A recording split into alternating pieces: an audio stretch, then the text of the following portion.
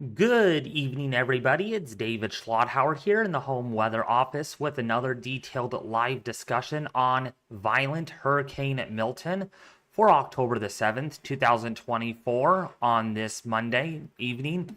And as we've been tracking Hurricane Milton today, it's been a very stressful, very hard day for a lot of people as this hurricane has continued to experience a bout of explosive intensification since very late last night and early this morning.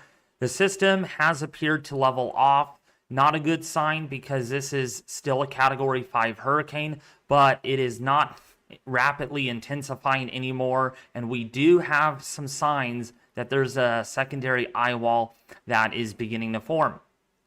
So this look at the GO16 brightness temperature, basically showing us how cold these cloud tops actually are. For reference, this is Scorpio Island. The system is passing just to the south of that island, bringing some very intense hurricane force winds, possibly at violent intensity because we have a secondary eyewall forming. And then, of course, up here across the Yucatan Peninsula, where we do have subtropical storm force winds that are beginning to increase, but not hurricane force winds just yet. That could change overnight as the system gets a little bit closer to the mainland of the Yucatan Peninsula of Mexico before the system moves away.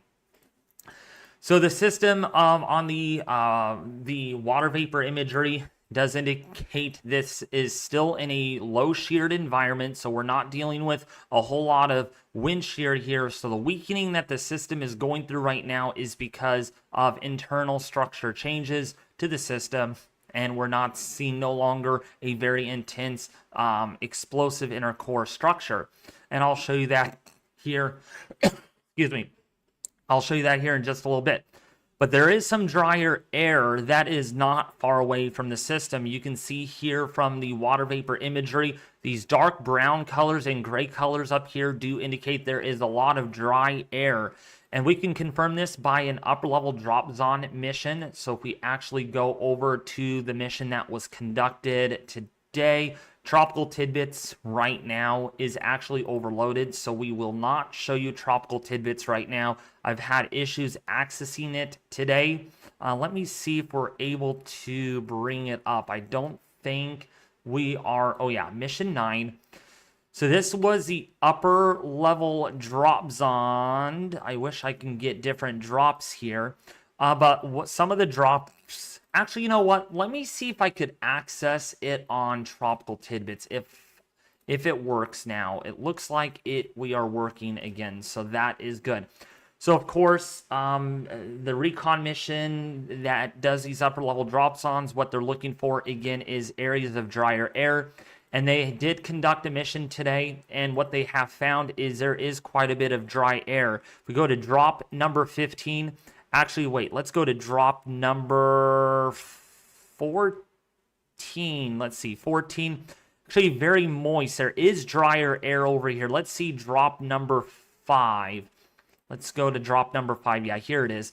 So drop number 5 is where we do have some drier air that is in place. So if we go back to the water vapor, that's roughly up in here. So we do have... a lot of moisture still here, but above this or below the shears, here's where we have the drier air that is in place, and that will soon get ingested into the system. Not today or not tonight or tomorrow. It'll probably be Wednesday early morning when some of that drier air will get into the system due to increasing southwesterly wind shear. Now, as far as how strong the system actually is if we actually take a look at our recent Recon pass, this is the most recent one from the Air Force mission, and we have had an increase in pressure, so the pressure is no longer falling, actually quite higher than it was. When I was at work today at around 4:30 in the afternoon, so I was actually on my break and saw pressures down to 890 6 millibars. That is very low extrapolated pressure, and we did get some wind maximums during that pass that had winds of almost 180 knots. Since then, those maximum winds have come down, and we are now in the Category 4 intensity, We will see what the NHC does in the next advisory if this is indeed below Category 5 intensity. But as it stands now, this is still an extremely dangerous hurricane, regardless of if it's a Category 5 or 4. This is nothing to mess with, and especially during an eyewall replacement cycle, these systems tend to fly after an eyewall replacement cycle fully completes, which doesn't take too long with small systems like this. So don't be surprised if you wake up in the morning and we have pressures down into the low 900s again, like 900, maybe 901, 902 millibars. Isn't surprising to see that happen, given of all the surprises that Milton has given us. A tail Doppler radar also flew through the system and did a couple of legs. And again, you can see this very intense wind maximum. This was just before the onset of that eyewall replacement cycle.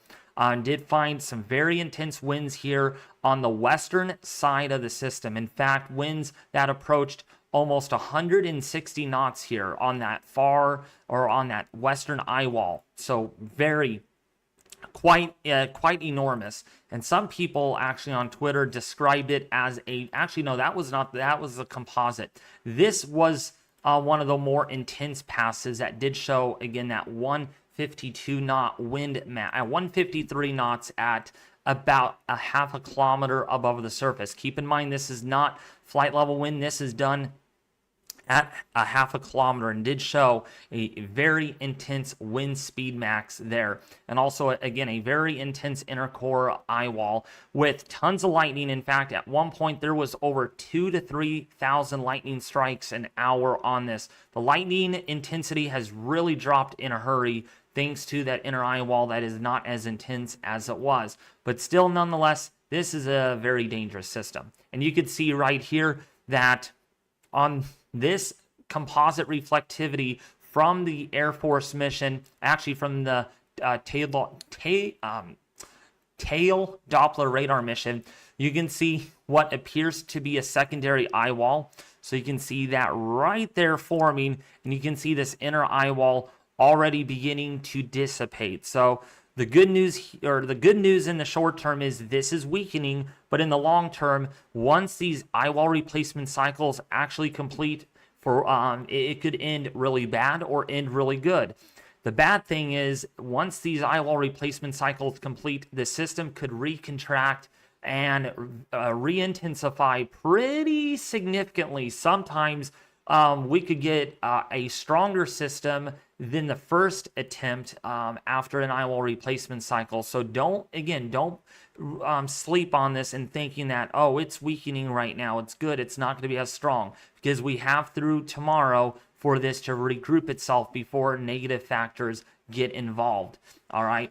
So one other cool tool that I wanted to show you here is this is a horizontal look at the vortex structure on Milton, and this is the wind structure. So you can see the line here showing us where the plane flew, the pressure drops. You can see that little dimple there, this little depression. That's the pressure right there. And what they did find here is that, again, primary wind max right here, but you can see a secondary wind max here developing at around 2 to 4 kilometers above the surface. And you can see also another little wind max going all the way down. So if you picture this, this is probably already down at the surface, and this actually helps to weaken the eyewall a little bit. Also, another thing to keep in mind, this appears to be a little bit deformated on the very top of the vortex. You can see that it's a little bit weighted here, and it looks to be slightly tilted, not significantly tilted, but just a hair tilted, maybe due to a little bit of westerly wind shear that the system is encountering, just a little bit, but that little bit could mean all the difference for the system. But right now in the short term, it doesn't look like it's going to have much of an effect on the vortex yet. And at this time, it stands to be very strong right now with heavy rainfall falling on both sides. Even way up here, we have a very intense rain maximum within that eyewall structure, actually going all the way up to 16 kilometers. And now the plane doesn't fly at 16 kilometers, but you get microwave scatter monitor data that actually sample the whole system with its very advanced radar technique, which is pretty cool. Now, this is probably overshooting it right here. The system is not 161 knots. This is probably catching up from earlier, and that's because, well, look at what it's showing now, 897 millibars. So this is probably overdone right now, but it does show us the potential intensity here that could occur later on. And our raw T numbers are still in excess right now of 7.8, which is indeed about 160 to 165 knot system, which again is not occurring right now. Now, with that being said, with our current analysis on the system, what I am seeing again is a secondary eyewall that is forming. Good news for the short term, bad news probably by tomorrow. Excuse me here. So looking at the latest NHC advisory, we're I'm gonna actually go in a little bit so you all can see this even a little bit better with my face. And as we can see here, let me update this. This is the 10 o'clock advisory, and you can see pretty much again, just like Helene, many areas under hurricane warnings, watches, tropical storm warnings, tropical storm watches.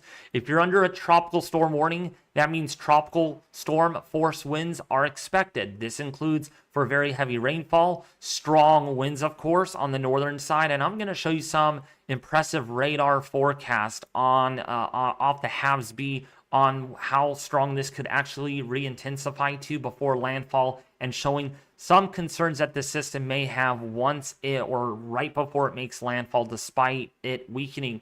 But keep in mind the wind field will be expanding as well. So don't think that, oh, this is really compact now and assuming it will be compact when it makes landfall. The wind field will be expanding and it will be quite large, possibly engulfing this entire area of Florida. Yes, Key West here under a tropical storm warning. Yeah, the only areas that are safe enough away from the system to not assurance a hurricane watch or tropical storm warning would be probably right around the Miami area, Delray Beach area, southeastern Florida, only under a tropical storm watch at the moment. To the north, tropical storm watch has been issued too. So if you're under a hurricane warning, this is not just an ordinary hurricane warning. This is to be taken extremely, extremely serious. Regardless of, oh, this is a category 2 or this is a category 3, it's at least not a category 5.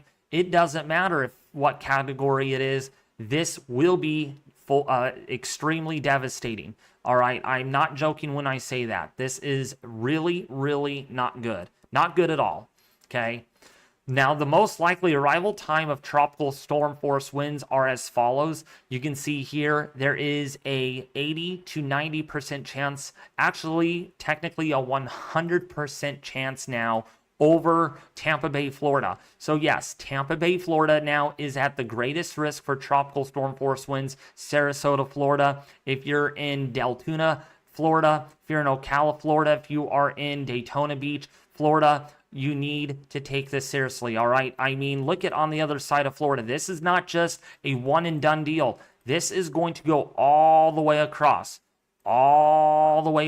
Florida, and it's going to be impacting Daytona with onshore flow. You can definitely bet on some storm surge over there too, with a 80 to almost 90% chance of tropical storm force winds. Unlike Helene did more of this. It kind of came in like that. Most of the impacts were up here and not down here. But now everyone other than far western Florida has a non-zero chance. Anywhere here in green, you have a non-zero chance of seeing winds of at least 39 miles per hour or greater.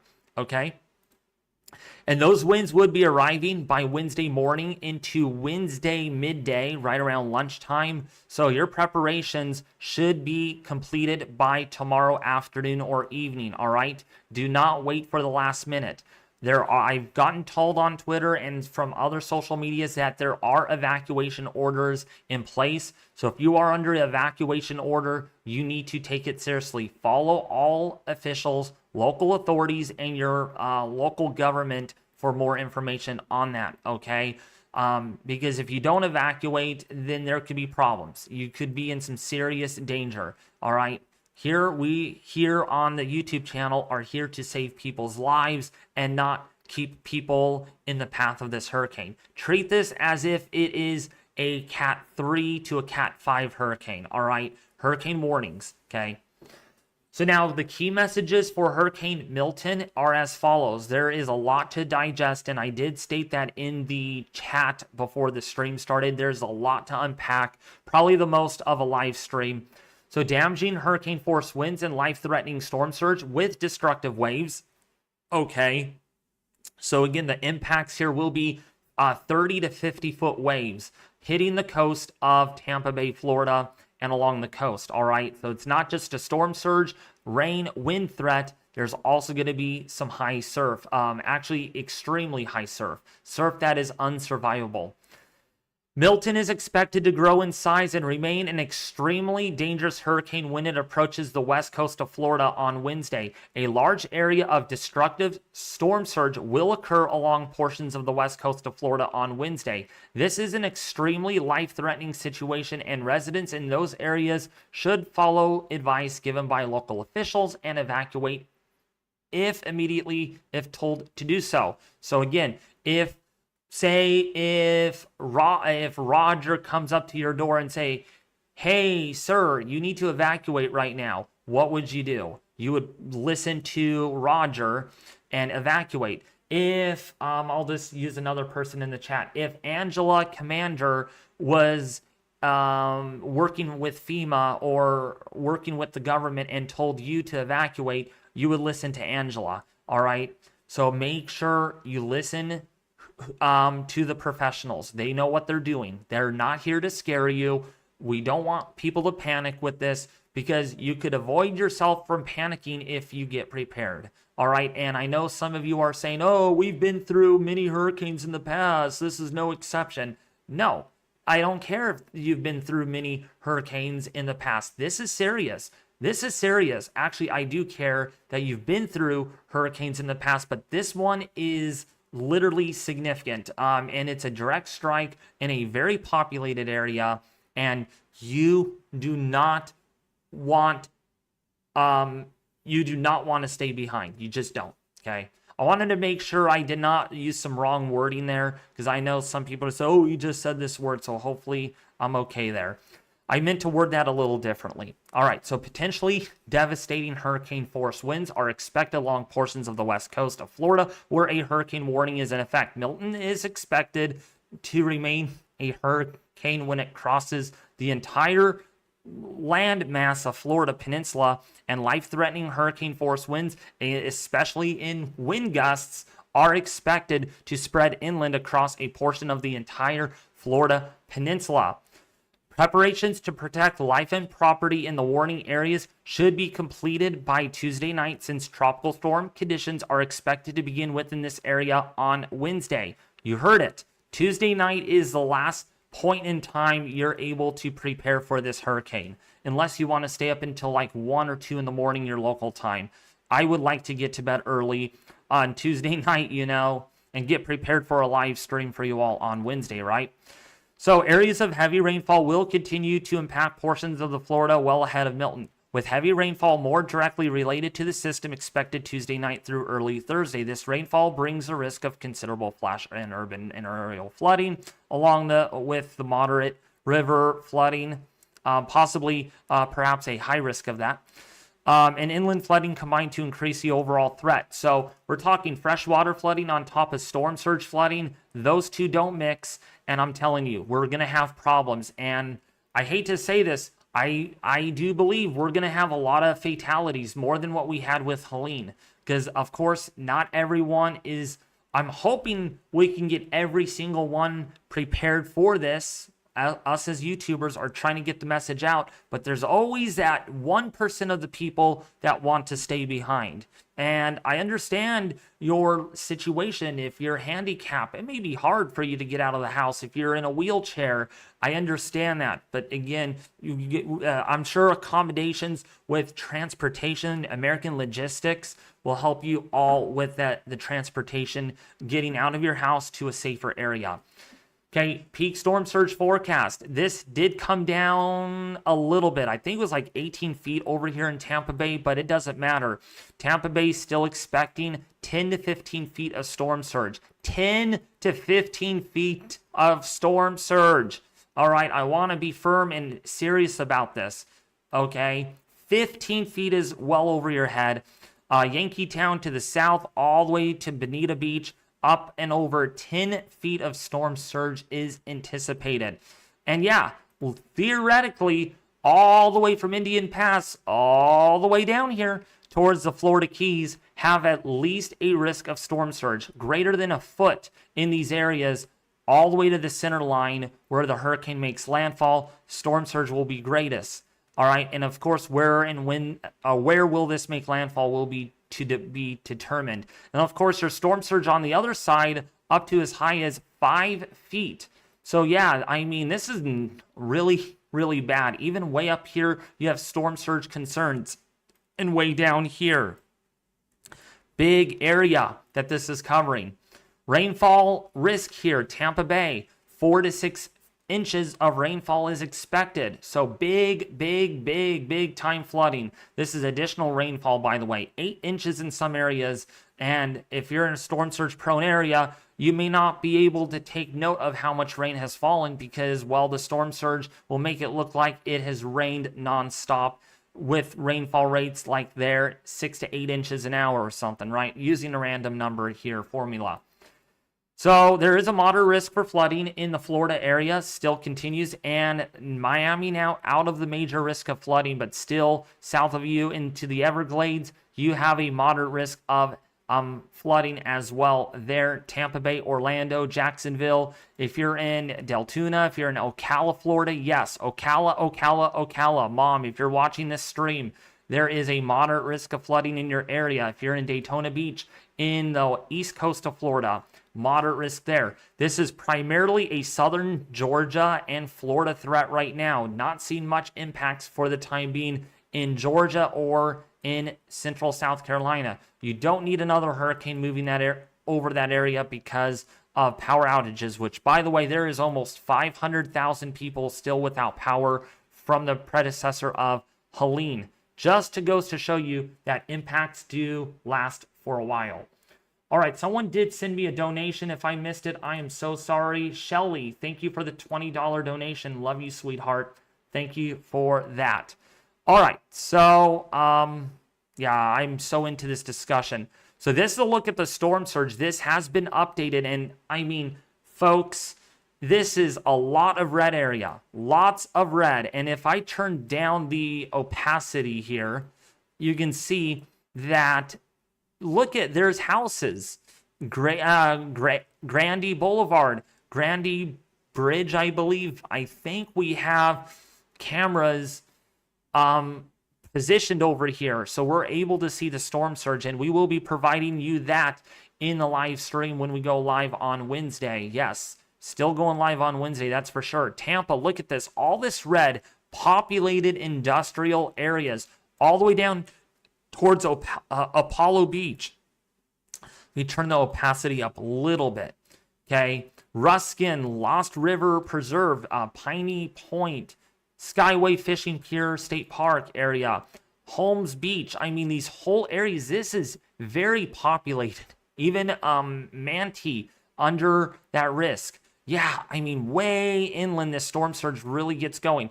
And not to mention, if we get strong enough winds on these little lakes, you could have local storm surge of about a half a foot or even a foot above mean level.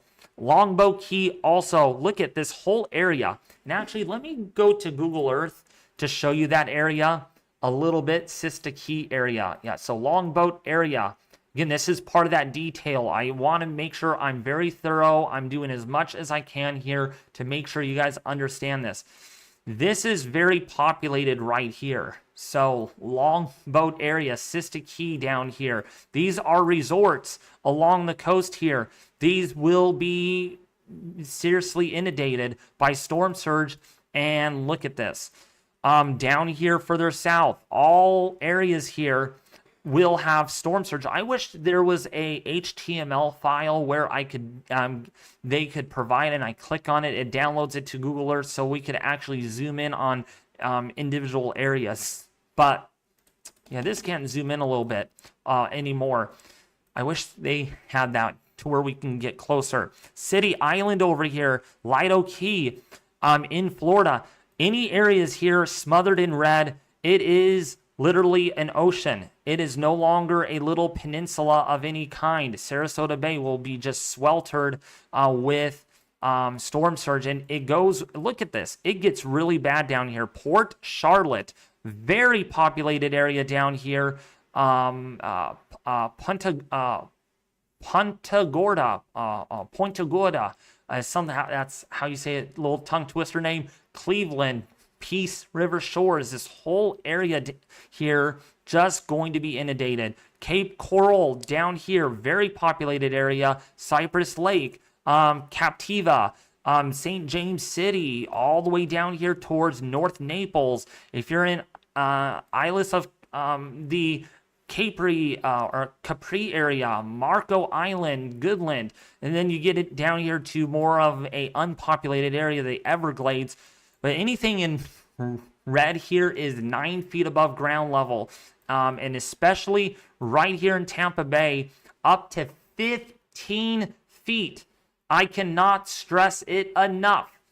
Up to 15 feet, encompassing an Air Force base. An Air Force base, folks. And I'm sorry, I'm kind of yelling at this point. I don't mean to, but I really want to be firm. I want to really be serious here with how dangerous and how life-threatening this could actually end up being. Okay, this is history right here in the record books. Town and Country, Old Mar.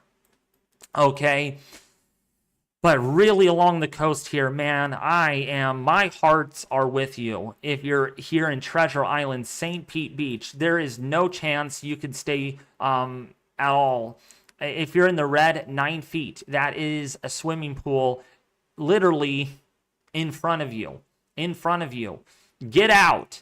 Evacuate if you are told to do so, all right? Sorry if I kind of raised my voice there, but the only way I can be serious is if I be firm and strict with you all and stern, okay? Stern voice, not taking this lightly at all. Man, if I lived in this area, even if I was not in a storm surge prone area, I would get the heck out of here because of the winds that come with this hurricane. All right, so I hope I cover, let me go north because yes, there's some populated areas up here too. So Cedar Key, about maybe a foot, maybe 3 feet above ground level is expected. But when you get way up here, we're only looking at a little bit of storm surge. Panakia, only looking at about a foot of storm surge.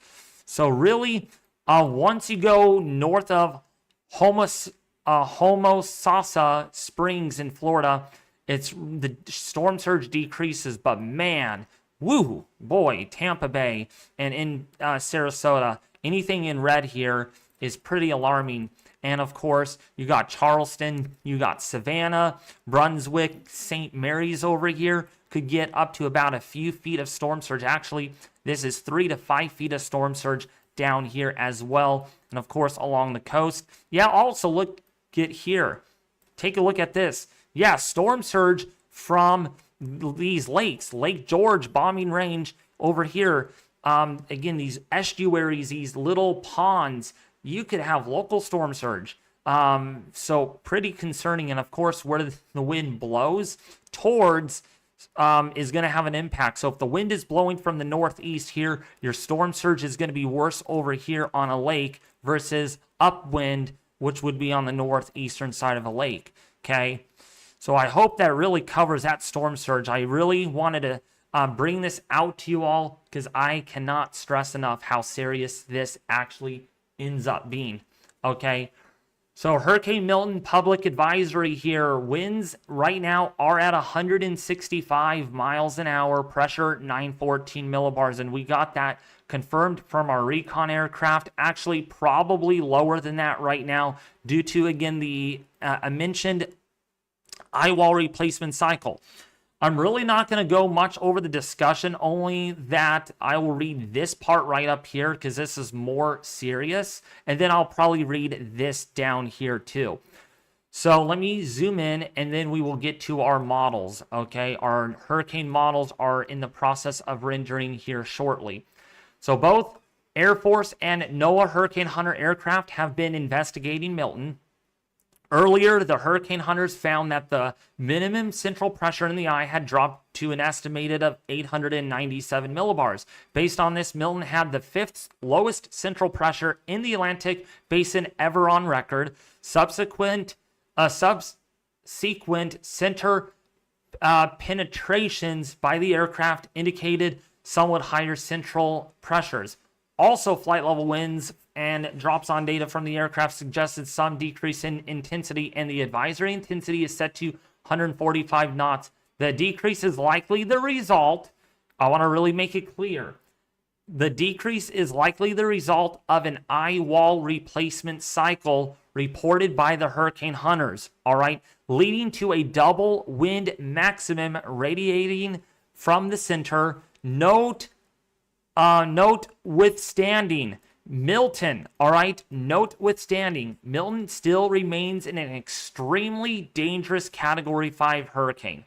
All right, so yes, it's weakened, terrific, hooray, yes, it's weakened, but it is not a Category 1. It is not a tropical storm.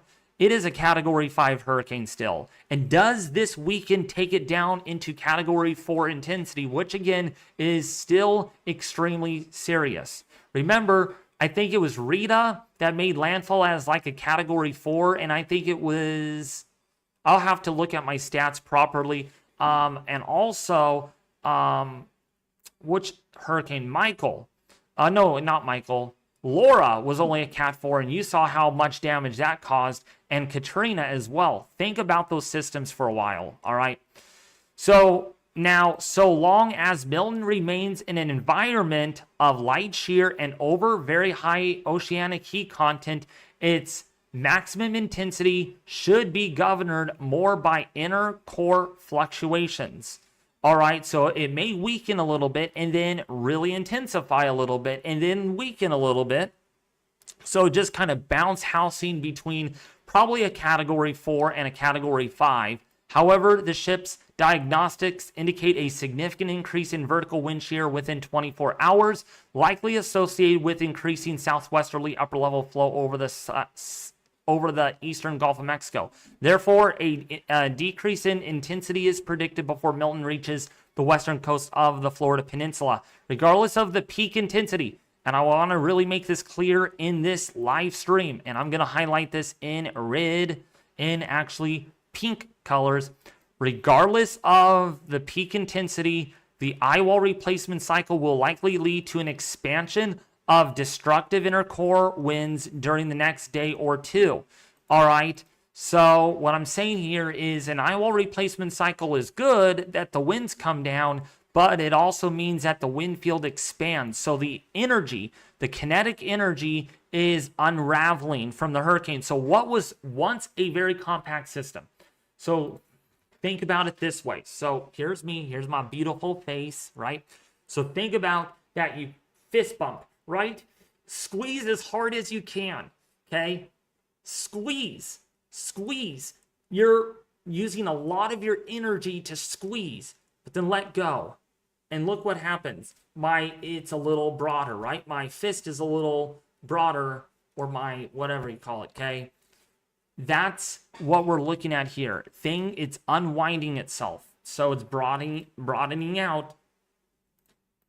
And when it broadens out like that, you see the winds, the hurricane force winds expand. We just read this. It was in a picture form. But you can see here, still a Category 5 hurricane through the next 24 hours. And yes, we may get down to Category 4 briefly. But again, I cannot stress enough, there could be a second peak in intensity on the way after this, and I'll show you that here on the models. And yes, people are going to say, oh, you're wishing for a Cat 5 again? Whatever. No, the HAVSB has been doing really good at this, and that's why we are going to show it to you in this video, or in this live stream, but it does weaken to a category 3. There will be weakening beyond the 24-hour mark. When that exactly occurs is to be determined. Until it happens, we will then make predictions of, oh, okay, it happened here. We can see it being this strong at landfall, but it hasn't happened yet because it's not over there. Okay, so now looking at our models, this is a look at our HAVS-B models, looking at the intensity maximum here of the hurricane. And of course, this is the 12Z output, and you guys are asking me, wait, why are you using the 12Z, David? Why are you not using the 18Z? Well, because if we look at our 18Z model, it's at 933 millibars, which it is not at 933 millibars. So I'm going to put a lot of weight onto the 12Z run, which, by the way, if you look at the center right now, wow, that eye is really filling in right now. Barely an eye-like feature there on the satellite. So you can see it is south of Scorpio Reef here. And if we look at what the model picked up on, look at where it's at. It is doing pretty good here. It's a little faster than what this model shows, but the location-wise does pretty good. It really did. But now the question is, now that it's at around 917, 919 millibars, so roughly in that range right now, will it strengthen on the other side of that eyewall replacement cycle? Keep in mind, the radius of maximum winds have broadened, and you can see that broadening right there. So the HAVS-B has done a great job at handling this, which makes me think on what may happen after this. So the system does not strengthen much at all over the next 6 to 12 hours. I don't think that's going to really, or that's more likely going to be the case here as the eyewall replacement cycle completes. Now, after that completes, we're going to see if this re-intensifies. And if it does, it could do it in a pretty big way, going back to 160 knots afterwards. So you can see here, after the eyewall replacement cycle completes, 143 knots at around 11 o'clock my time. So this is 2 in the morning Eastern time. Then it goes up to about 155 knots, and then up to 150 knots, and then it goes up even more here to 160 knots, which is about 185 miles an hour or so. And then does it continue to intensify after that? And the answer is yes, it does. 161 knots goes up to 162. And we are getting, see, there is an issue loading the forecast here. Tropical Tidbits has had a lot of problems today because there's a lot of traffic going. Yep, see, there is an issue here with the website. So we are not able to bring that to you right now, unfortunately. The website is probably down because, actually, I hope I showed you all that. Darn it. Stupid. Literally so stupid that went out. So we don't have that. So we're going to have to do Weather Bell. And Weather Bell is also down. So this gives you an idea. There is so much traffic getting to these websites that, yeah, I can't even land on the page. Oh, there we go. Now it works. So sorry about that. So we're going to have to do it the more harder way, but I hope this is as good as it can get. So we're going to go back and look at the 12Z run. All right. So, hey, Justin, how are you doing? I would like to talk to you after I'm done with my discussion here in the chat, if that's fine with you, because I want to hear your thoughts on this. So the system here, so look up down here. We have 170 mile an hour winds here on the model. 171 potentially. So again, that eyewall replacement cycle, it's weakening the winds. Probably going to get down to category 4 with 150, 155 mile an hour winds, maybe even 145 tonight. And then it intensifies after that back up to about 180, maybe 185, 186, maybe getting as high as 191 miles an hour. And this is probably a little bullish. We will see on how the NHC responds to this, but we'll see. We're just going to have to monitor things carefully here. But this does have potentially up to about another Actually, no, wait. No, this would be 48. Oh, no, wait. Hold on a second. So this is the 12Z run. So this would be, hold on. 6. So this would be 6, 9, 12, 24. So about 24 hours right here. So this is the 24-hour mark. Sorry, we're not at 36 hours because this is a 12Z run. And why I'm using that is because of many reasons, as I just discussed, that the HAVSB has done quite well with this system so far. And that 18Z run is in a little bit of la-la land. And I'm not going to really use that right now. We're going to use this just because the system of what it's done so far, it has surprises for us potentially. And this could reach winds of 180 to 190 miles an hour. But it does weaken pretty dramatically once it gets, well, not really dramatically, but it does weaken some as it gets towards Tampa. Now, I want to emphasize here that the radius of maximum winds do barrel out on the southeastern side. But we have this sting jet that comes around that center of circulation. And so, yes, you get very strong southerly winds right out ahead of the center over Tampa Bay. And then once it passes, you can get some very strong hurricane force winds, perhaps 80 miles an hour on the back side of this. And then, of course, hurricane force winds do continue thereafter. And yeah, even over these lakes, you can get hurricane force winds. Excuse me. So then that weakens a little bit or dramatically then after it passes Florida. Okay, so that's what the model is showing. And again, the 12Z, until we get our 0Z in, we're going to be relying on the 12Z output. Let me see if, okay, it looks like it's not working. No, it's not. So, okay, it looks like Tropical Tidbits is back up again. Good, it's working. It's working. Yeah. Because this really illustrates. So if we go back and look at this, you can see this makes landfall at 963 millibars. This would be a dramatically weakening hurricane versus on prior model runs, which had it more stronger. But of course, again, this could change even by little bits and little bits. And do not reverse your preparation and think that, oh, this is going to be a weak hurricane when it makes landfall. We don't know that for a fact.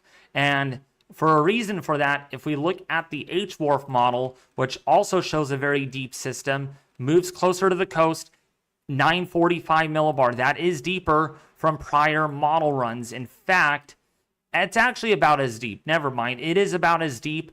But look at the wind maximum over here over Tampa Bay. That is major hurricane force winds moving over Tampa Bay on Thursday morning.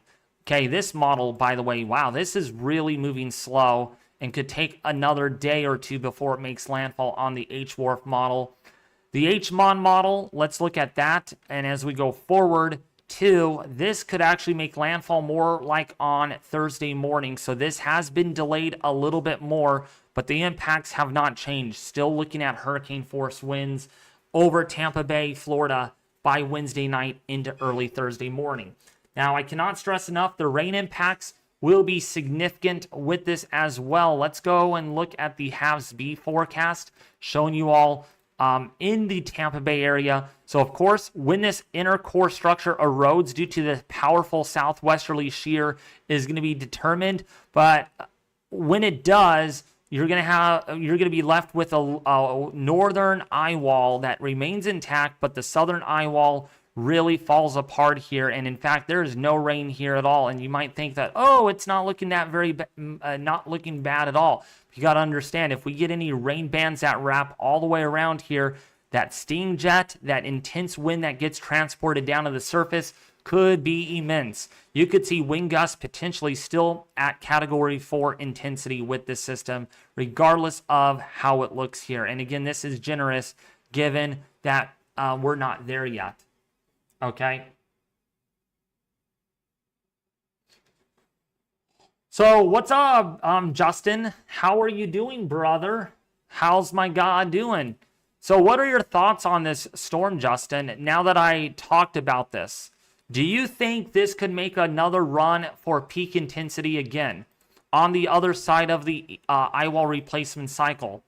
I do want to hear your opinion on this. And let's get to questions. I think I covered a lot of this, which, by the way, there is lightning increasing on the outer eyewall. So that's something to keep in mind as well. And we are still seeing very deep convection on this. Look at this, negative 130 degrees Fahrenheit. So this is not weakening very much at all.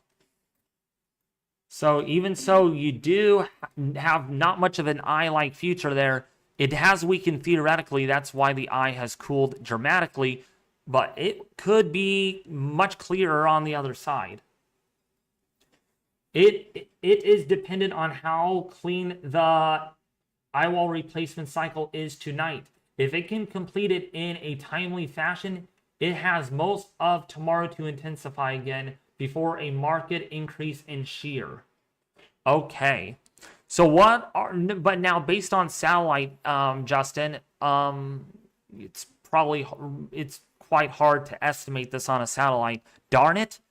We should have radar data on this like we do in Florida to kind of see what's going on.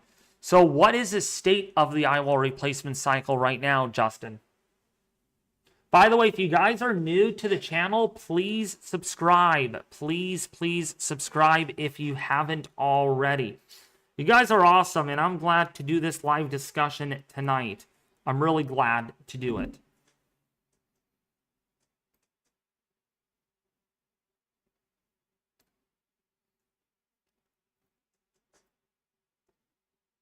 Oh yeah, let me see if our new models are rendering right now.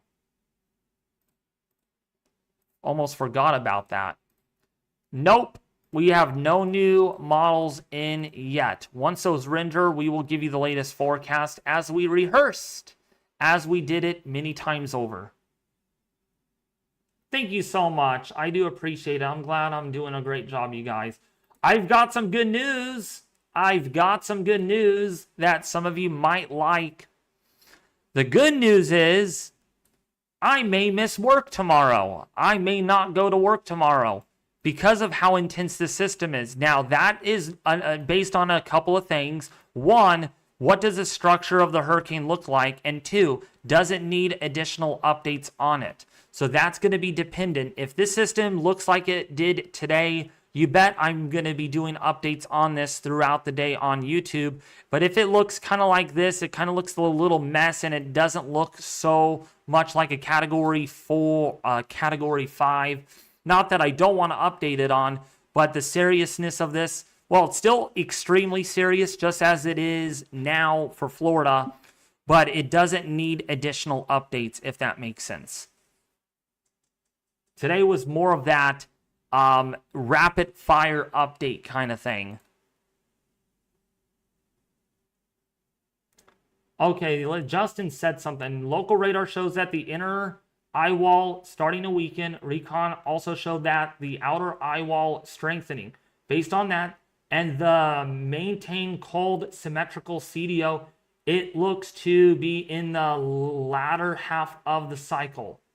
So that means it's pretty much over 50% done. Well, David, my thoughts are up in chat. Yep, I saw those. By the way, thank you, Bruce, for the $5 donation. I do appreciate it very much. Yeah, looks like a bigger eye wall is starting to show up here. So, Justin, if I'm correct, brother Justin, so is this how big the eye is going to be? It looks pretty big here. Because if I look at this correctly, you can see all the deep convection really kind of sprouting or spouting around like this. So this could be the size of the eye, which again, cannot stress enough.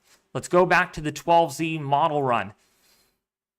That eye is fairly big right there. You can see on the imagery, and look at, oh, and also, Justin, might want to look at the simulated satellite. Look how that matches up really well. Really, really does match up. Look at that now, and look at this on the 12Z run. Wow. That's why I'm believing the halves B. And I don't want to believe that because that shows a 884 millibar system. An 884 millibar and a 172 knot wind max. But that is to be determined.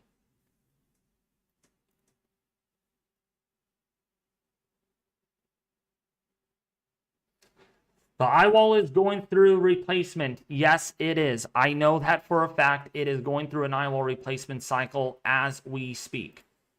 And again, my concern is it completes it pretty quickly rather than slowly. Because how compact this was to begin with. Actually, you know what? The vortex messages. I wonder if we're able to bring that up.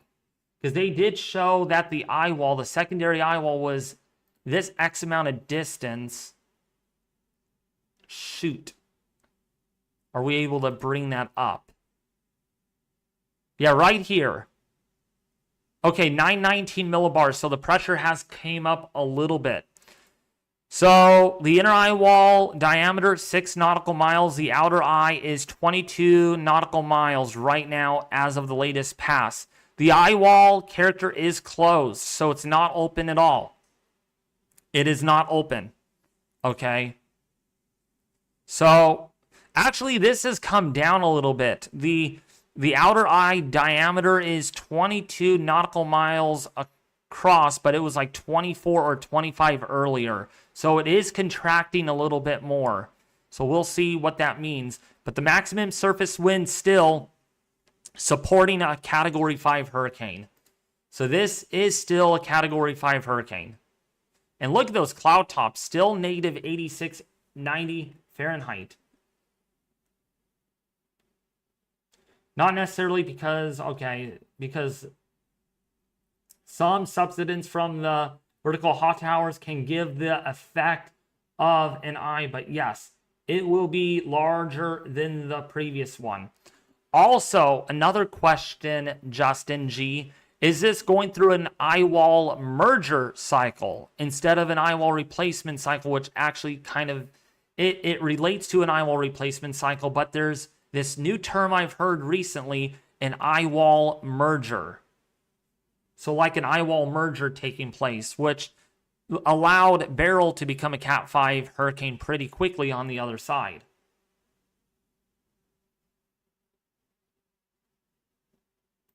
Let me see the latest Recon. Yeah, they're not in there yet. But the pressure has come up pretty markedly. Rapid de-intensification, kind of like it's weakening now instead of strengthening rapidly.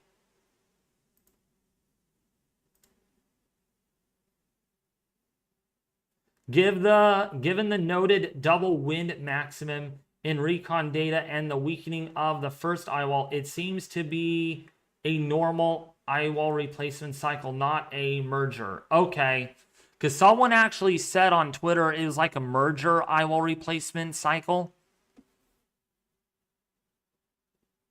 See, that's why I ask you these questions, Justin, because you're good. You're the hurricane expert of all time. But yeah, Justin, what did you think about that 897 central pressure earlier? We went down below 900 millibars.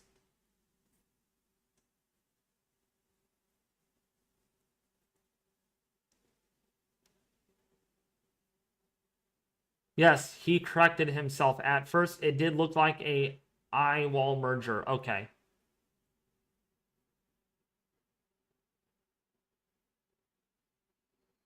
But yeah, I will not, depending on the situation with the hurricane tomorrow, will be dependent if I should or won't go to work tomorrow.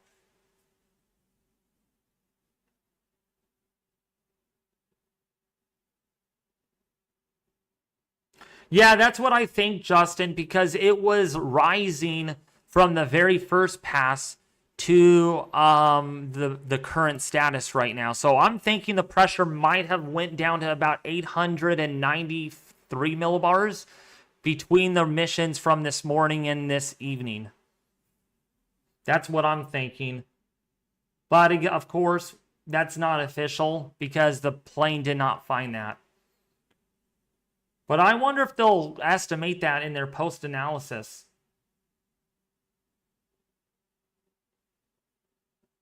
But yeah, I wanted to let you know that actually if I could find it on Twitter, or not Twitter anymore.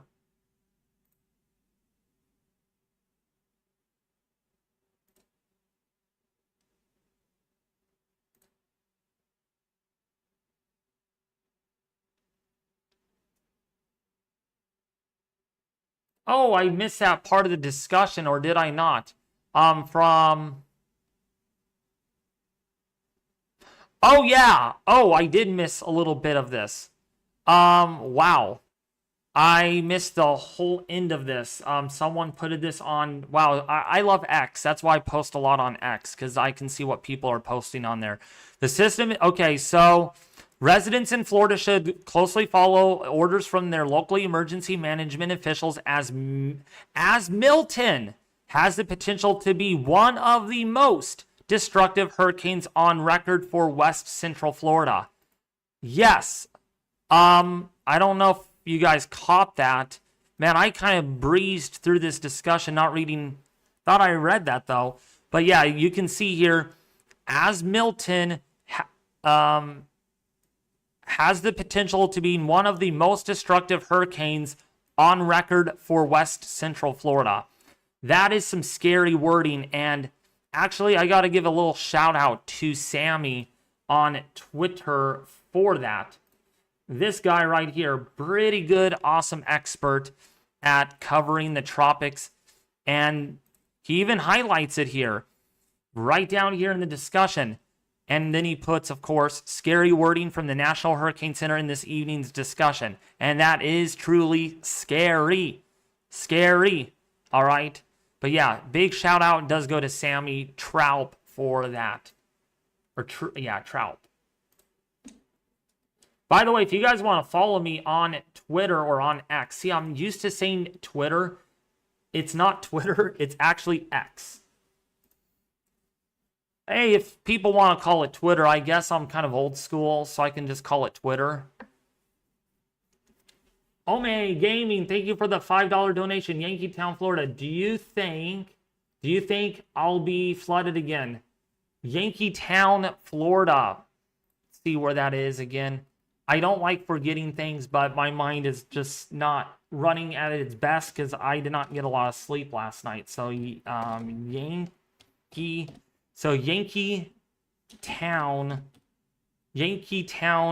Florida.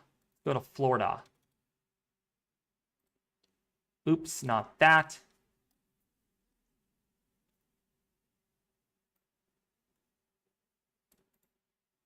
Oh, it's actually one word, I guess, huh? So Yankeetown, Florida. Let's see. Storm surge there, the rainfall threat, definitely. Indefinitely, you're going to see a big flood threat from heavy rainfall. But the storm surge threat looks to be more limited, probably on the order of about 3 to 6 feet. 3 to 6 feet on that.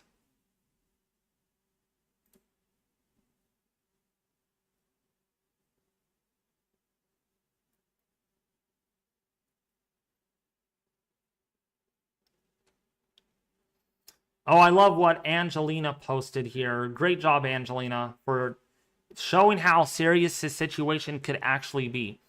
Guys, please keep in mind that if you are trying to ride this out, remember that not only with the storm surge be over tops of houses in some areas, but also there will be no power, food, water for weeks. So keep that in mind. All right? Do not, simply, Angelina, just tell them, don't attempt to stay behind. Just leave if told to do so, please, because This could, again, what the NHC is even saying is this has the ability of being the worst, most destructive hurricane ever on record for West Central Florida. And yeah, that's coming from a high-end category 3 hurricane, people. That's not category 5 intensity there. That's category 3.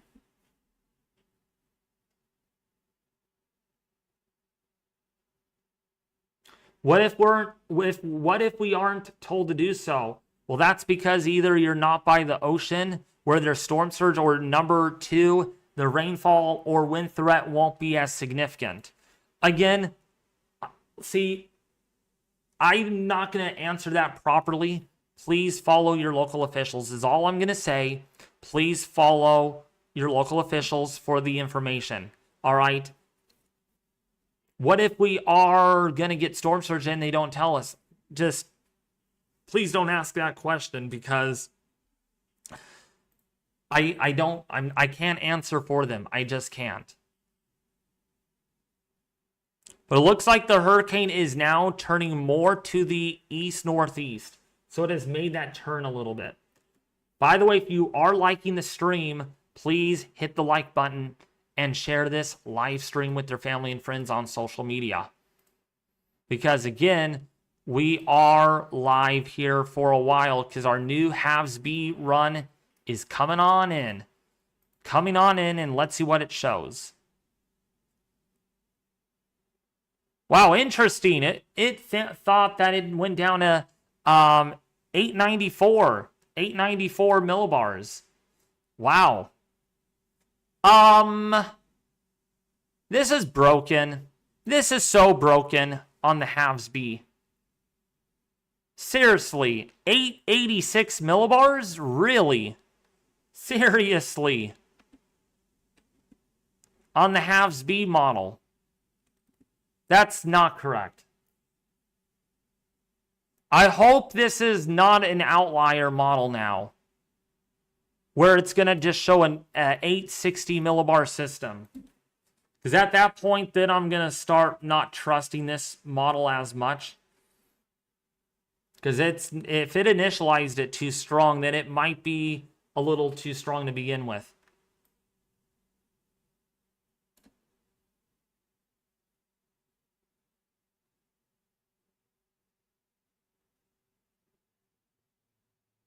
This is not possible because this already has happened. This is, the initialization is 0Z, so 5 o'clock this evening. So this is 8 p.m., about an hour and a half ago, and literally, did we get an 886 millibar out of this system in the last hour and a half? No, we didn't. Recon doesn't support that, so that's how you know that, oh, it's not that low. But if it was, then we could really put a lot of trust on this. But we'll see what this does once it gets close to Florida and how strong it can get potentially after the Eyewall replacement cycle. Anything probably after 09 Zulu Tuesday, which is in the next 6 or maybe 6 to almost 12-ish, actually about 6 hours from now, is going to be iffy. Yeah. Nah. 876, not happening. I'm sorry. Not happening. Unless that Eyewall replacement cycle can complete in the next 30 minutes. Because that's not happening. Seriously. 183 knot winds. I mean, just in reference, 183 knots, that is over 210 miles per hour. That ain't happening. I don't care what the model has to say. That is not happening. Now, again, if that Eyewall replacement cycle did not occur, this would have been very possible. This could have been really possible. But fortunately, the Eyewall replacement cycle is occurring. So anything from here on out is probably going to be bogus. But again, let's just wait and see. This is, by the way, 09 Zulu, so the Eyewall replacement cycle started at around 4. So if it completes in about 8 hours, that would be about midnight tonight when it's finished. About midnight, maybe by about 2 or 3 in the morning my time. And we will see if this recovers. But the further out we go, the more believable it becomes because, of course, a lot can change between now and tomorrow morning with this system. I mean, for crying out loud, we saw the system go from tropical storm to Cat 5 in nearly 24 hours. And yeah, in about 24-ish hours. So I'm not going to believe it just yet, but it gets more believable the later in time we go. Just because, of course, the Eyewall replacement cycle, it now being in progress, it completes fast enough, the system recovers, the system re-intensifies very quickly. 869 millibars would be a world record. Yeah, it would be a world record. Wow, yeah, it would be. Here's the thing, folks. Let me ask you that question. All right, while we're waiting for these runs to come in, or these frames to come in, I should say. What would be going through your mind? Okay, I want to make sure you hear me. What would be going through your mind if we actually did see this get down to 869 millibars? I want to have you guys answer that question for me. What would be going through your minds if we had an 869 millibar system? Look at 3D. I guess we could look at 3D a little bit since there's nothing better to talk about yet.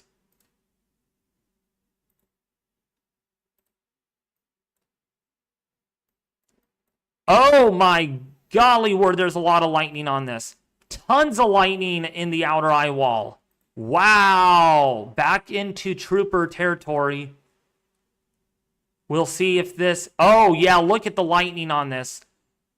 This lightning is increasing again. Oh, my gosh. Not good, not good, not good. Not good. Because that outer eye wall is really intensifying.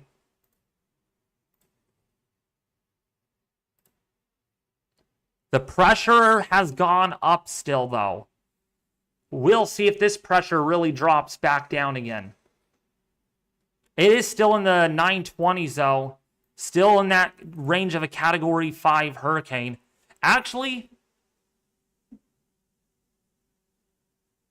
man, they found almost Category 5 force winds on the northeastern quadrant.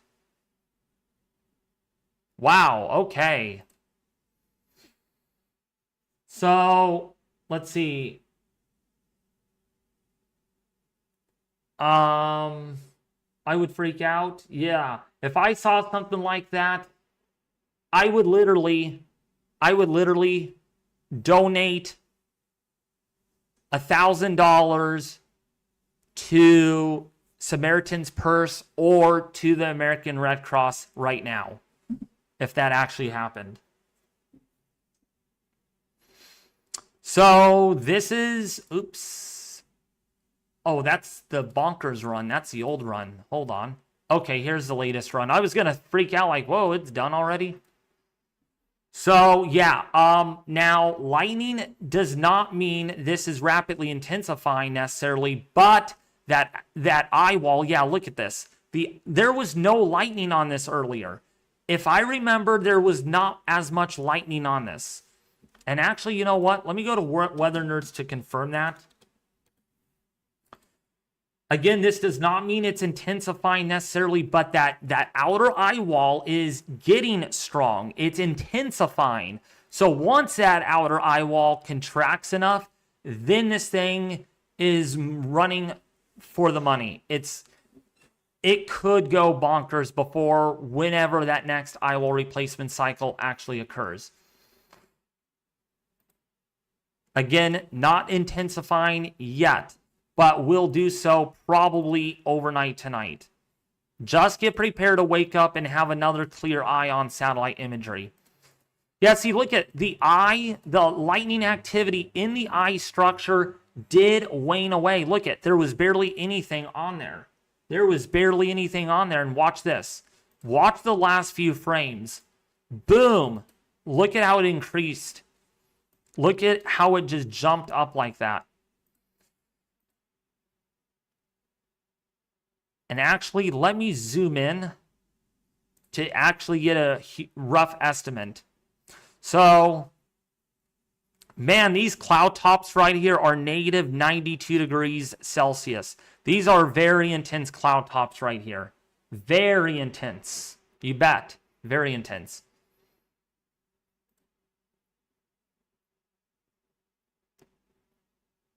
Is it moving? It is moving. Ogla, yes, it is moving. So let me get the loop and show you guys this. Because again, if we get a lightning increase, that's a bad sign. So this is what it did earlier. These specks are lightning strikes. And then once, and look at this is when it really did a lot of lightning. But that, you can see that Eyewall, boom, watch. It almost kind of collapsed and that was it. There was no lightning in the Eyewall at all at the time. And at only 8 lightning strikes, but way out here. But watch what happens next. We even had only 1 lightning strike in this area of the storm. Then it goes up to 10. Look at it, goes up to 10, goes down to 3 again, and then watch this. It really picks up here. And now, most recently, we have now 35 to 50 lightning strikes per 15 minutes. That is quite frequent within the eye. So that is what we are witnessing right now. So I'm a little concerned. I'm a little concerned of what may happen after this. And with this system playing many surprises on us, and it looks like it might do another eyewall replacement cycle tomorrow early afternoon based on this. But again, those are very hard to predict. Models never do a good job on that. So I want to make it clear. But this would still be a Category 5 hurricane. Okay, still would be a Category 5 all the way throughout. All the way throughout through tomorrow early afternoon. And actually, this is not gaining as much latitude. This is actually further south a little bit. And actually is a millibar deeper. It's 1 millibar deeper, and it is further south. So, yeah, this has a potential of re-strengthening to where it was today. You're very welcome, The Guardian. And again, I want to thank you all for the donations for both of you tonight. Shelly and The Guardian won for the donation tonight for the stream. And again, I do appreciate this. Yeah, I'm blessed to be here and covering this. I really am. And I mean, when I was at work today, I could not focus. I could not. I was literally, my manager knows because she loves, she doesn't, love me as in she likes me as a good worker, not love like, you know what I mean by love. But she likes me so much that I'm not supposed to be on my phone during work, but I kind of was today. Just to actually look at what the Recon data was actually showing. That's how distracted I was. Hey, I did get my job done. I got the trashes done. I got the carts done. I was able to do bagging and everything without a problem. Actually, I was more efficient today than I would be if I weren't on my phone, which actually is a little crazy. Probably because my adrenaline was up.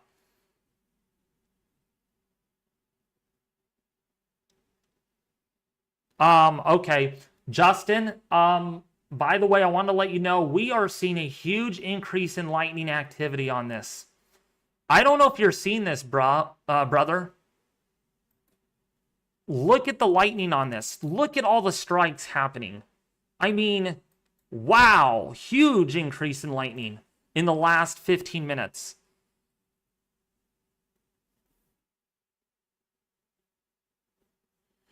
Look at this. It's just going off. It's really just going off right now.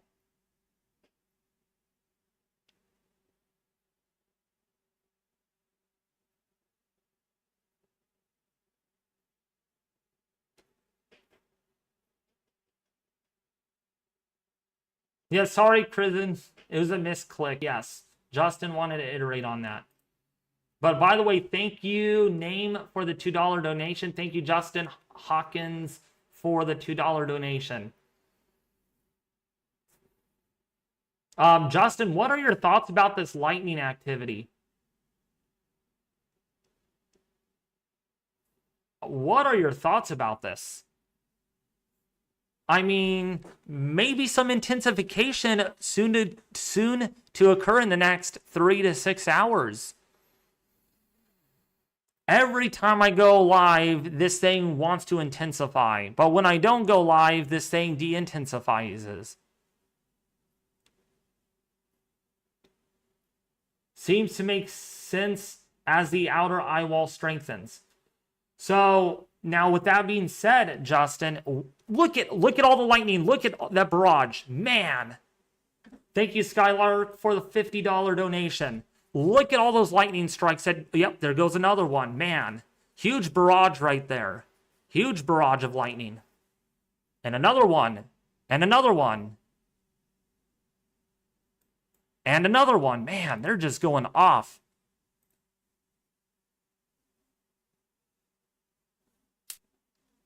They are just going off right now. But yeah, thank you, Skylark, for the $50 donation. I do appreciate it very much. Man, that is just crazy. Yeah, lightning really increasing on this. The lightning intensity and frequency seems to briefly be increasing. Also associated with that vertical hot tower. That could be also the reason. But Justin, we were without lightning for a little bit. Thank you, Cutley, for the $20 donation. I do appreciate it, bud. I do appreciate all these donations. But see, we were without lightning earlier. Thank you, Pearly, for the $10 donation. I do appreciate it again for all the donations tonight. Well, one thing's for sure, there's a lot of lightning going on with this band out here. But really in here, lightning in an eyewall, or what is an eyewall forming, and actually you can see what appears to be a little bit of a C shape on the lightning coverage showing up, as in, like, we're going to see something big soon out of this, I think.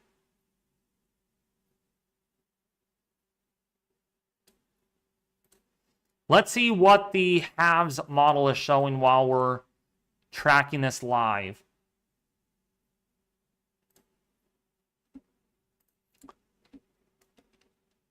It does get down to 899 millibars.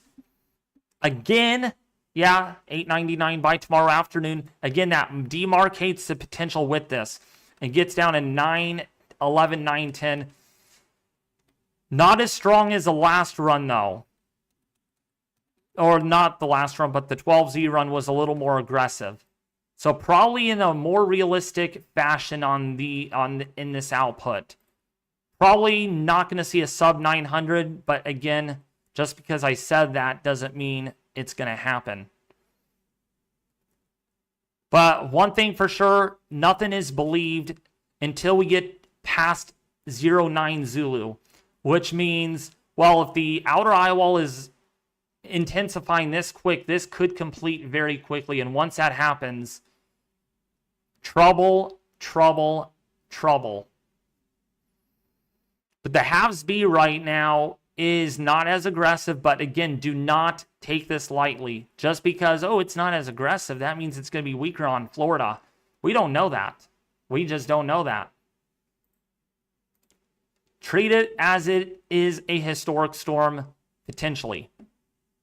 because models don't do a good job sometimes. They initialize not properly. So one thing for sure, this lightning is definitely increasing. What Zulu? That's universal time. Yeah, in the numerical weather world, everything is in Zulu. So 0Z, which in UTC time would be the next day, it's Greenwich Mean Time. So 0Z, you would have to convert the time zone from that. So that would be 5 p.m. Pacific time this time of the year before we do before we fall back an hour. Then it would become 4 o'clock in the afternoon for 0Z. And then for Eastern time, 0Z would be 8 o'clock at night. See, I know Zulu time so well right now that, I mean, I can tell you the time in Zulu right now. And right now takes me a bit to think, but right now the time in Zulu is 0450. Right now it's 0450.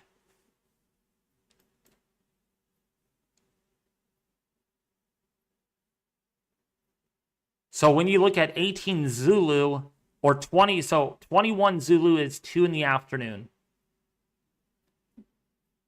Yeah, it'd be 2 in the afternoon Pacific time, and that would be 5 o'clock in the afternoon Eastern time. But yeah, this lightning in here is definitely increasing. I mean, you can count right now how many strikes there are.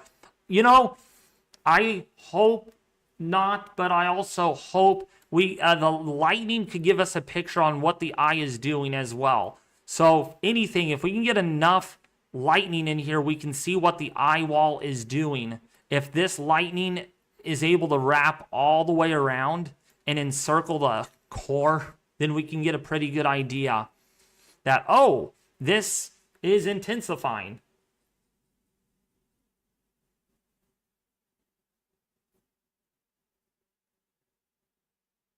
Angela, you might want to hide that person or put that. See if you find it. There you go. Good job. You found it.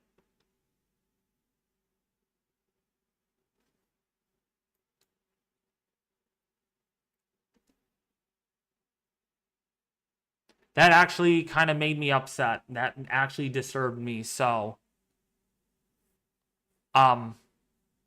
in simple words, that was pretty, I don't want to really bring it onto the stream, but that was pretty disrespectful, actually. That was actually really disrespectful. Some things disturbed me and set me off, and one of those actually could have set me off if I wasn't streaming. Actually, you know what, Angela? That person needs to be hidden.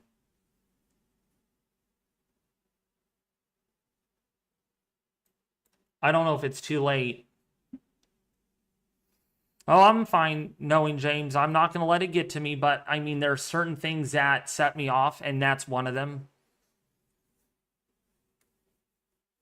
Just like a hurricane, I can intensify very quickly. Thank you, Angela. Love ya, sweetheart.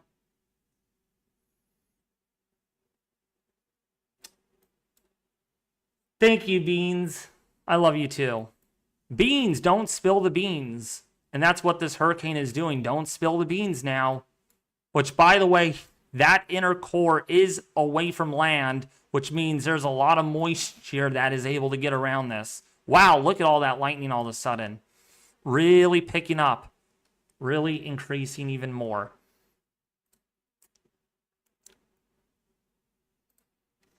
Let's see if this got worse on the GLM. Intensity. Wow. Oh, gosh. Yep. We have 111 lightning strikes in a 15-minute period. Oh, in a 10-minute period. So, yeah, the lightning has really increased on this. This has really, really increased pretty markedly. Wow. Yeah, 111. 111 lightning strikes in the last 10 minutes. So, yeah, the lightning on this has really perked up in the last 10, 20, 30, 40, 50, 60, almost in the last hour.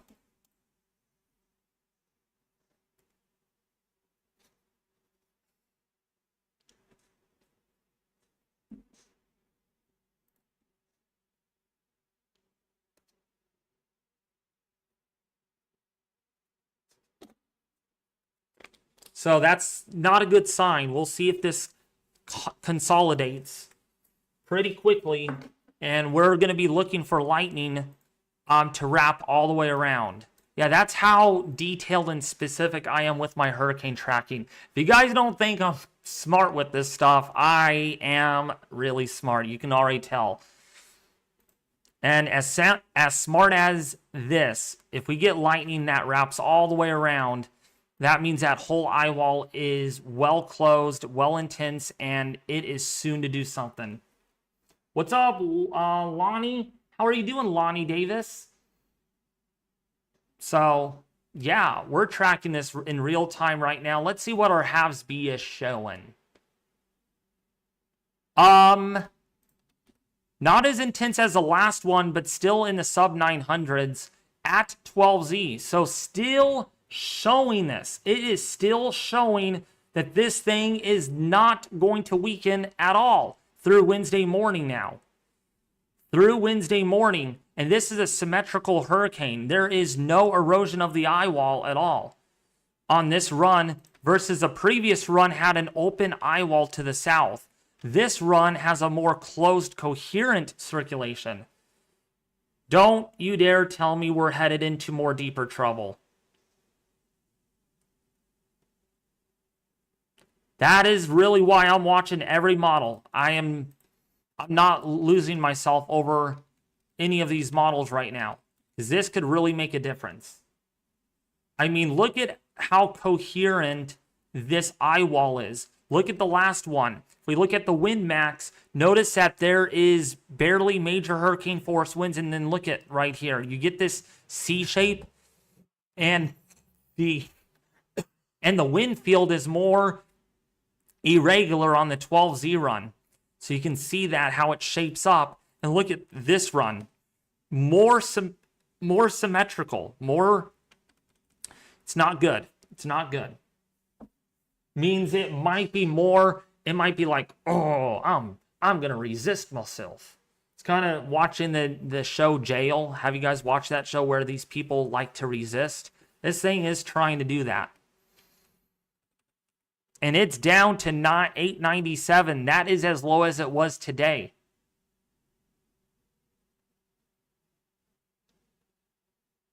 Thank you so much.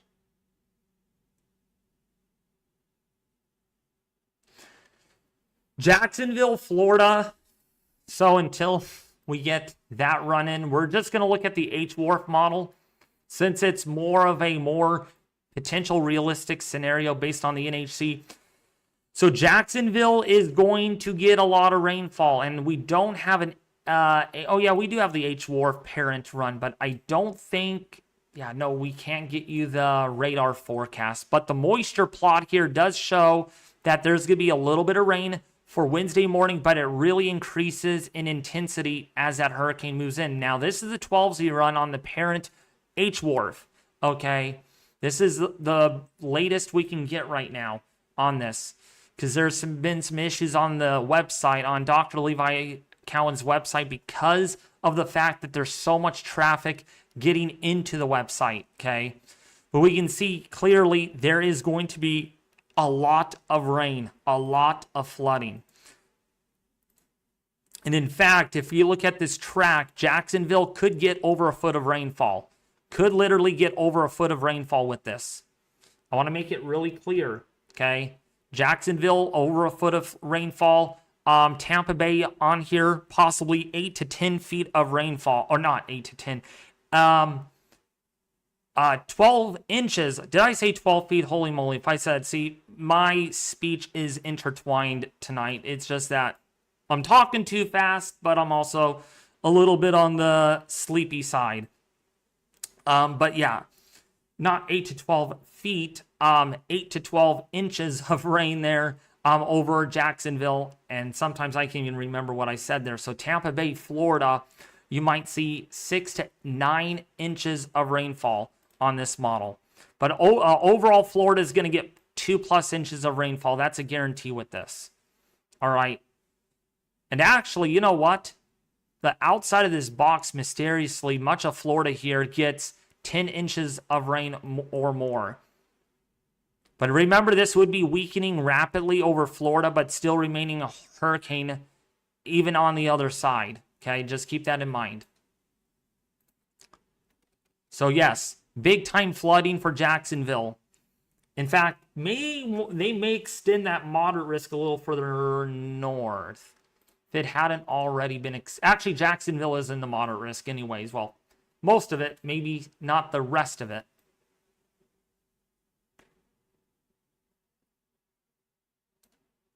But we're really going to watch what this Eyewall does. But yes, still a lot of lightning strikes happening right here.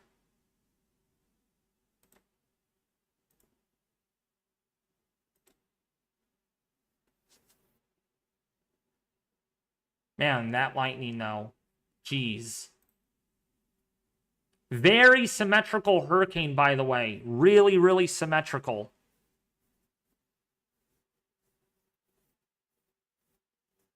Heavenly Days, what's up? We're in Sarasota, David.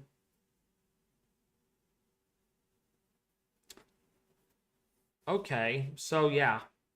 Let's see what he says. My take is slight shift south versus 18Z. Yeah, I think this might have shifted a little southward based on the initial motion of this right now.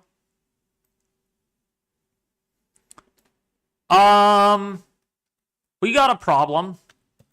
Can you guys detect the problem? Can you all detect the problem here that I have found? I spy my little eye on a problem. And guess what that problem is?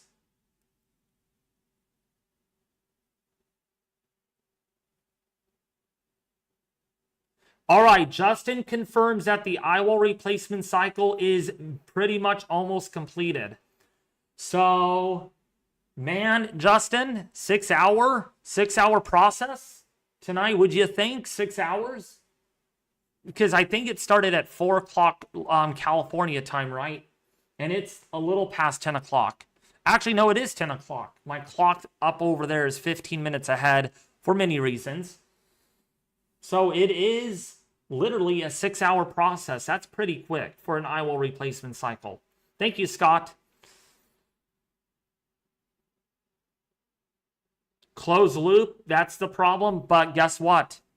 The issue here is, how about this? How would you guys like if I said mid to high grade category 4 hurricane headed for Tampa?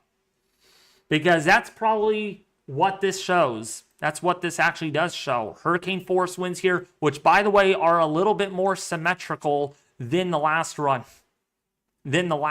Actually. Now this is open. This Eyewall does open up still, but my golly word. That is a very intense vortex. 936 millibar system. 936 millibar. See, that's what I'm saying is if this could hold on a little longer and even just a little longer, then the impacts are way worse. And look at that for Tampa Bay. My goodness. You could get literally 130 mile an hour winds over Tampa. That's a Cat 4 right there, potentially making landfall in Florida. Man. Stop what, doggy?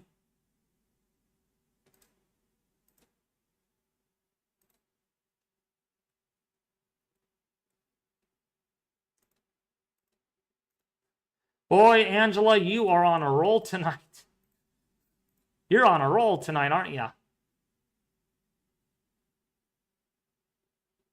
And Chase, too, is on a roll. I want to give a huge shout out to all the moderators. Justin G, Angela Commander, Chase McLean, the ones that are in the chat right now that are doing really good at moderating the chat for me tonight, and Johnny Westbrook as well, including Jesse Bledsoe as well, doing really good tonight. I cannot do this without all of you guys as moderators, so thank you, thank you, thank you.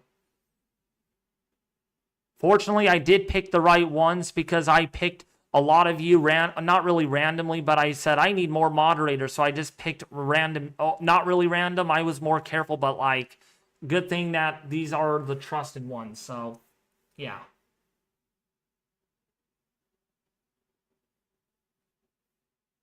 So we're getting told that the airports in Florida, or most of them at least in the path of this hurricane, are closing. That's not good. So if you're planning a flight out of Florida, yeah, you got to drive out instead, I guess.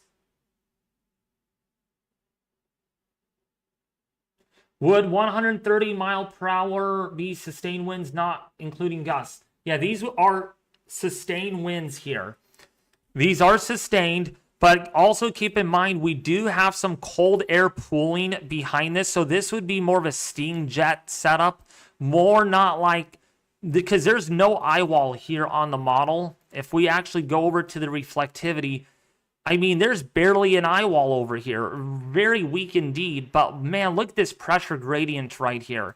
Very, very tight isobars, and the tighter the isobars, the tighter the gradient.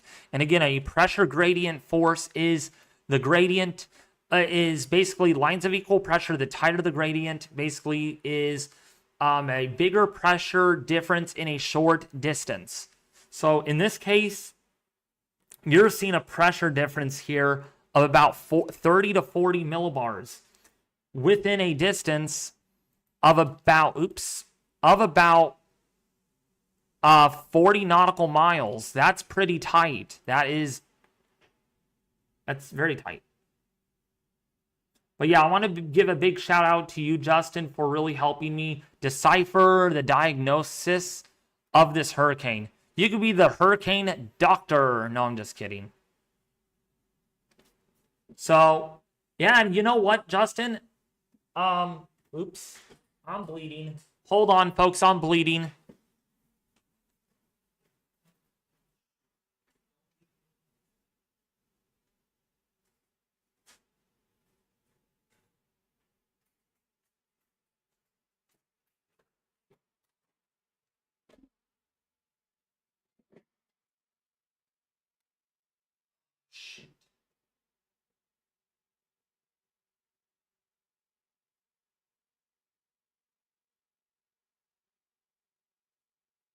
I think I'm fine.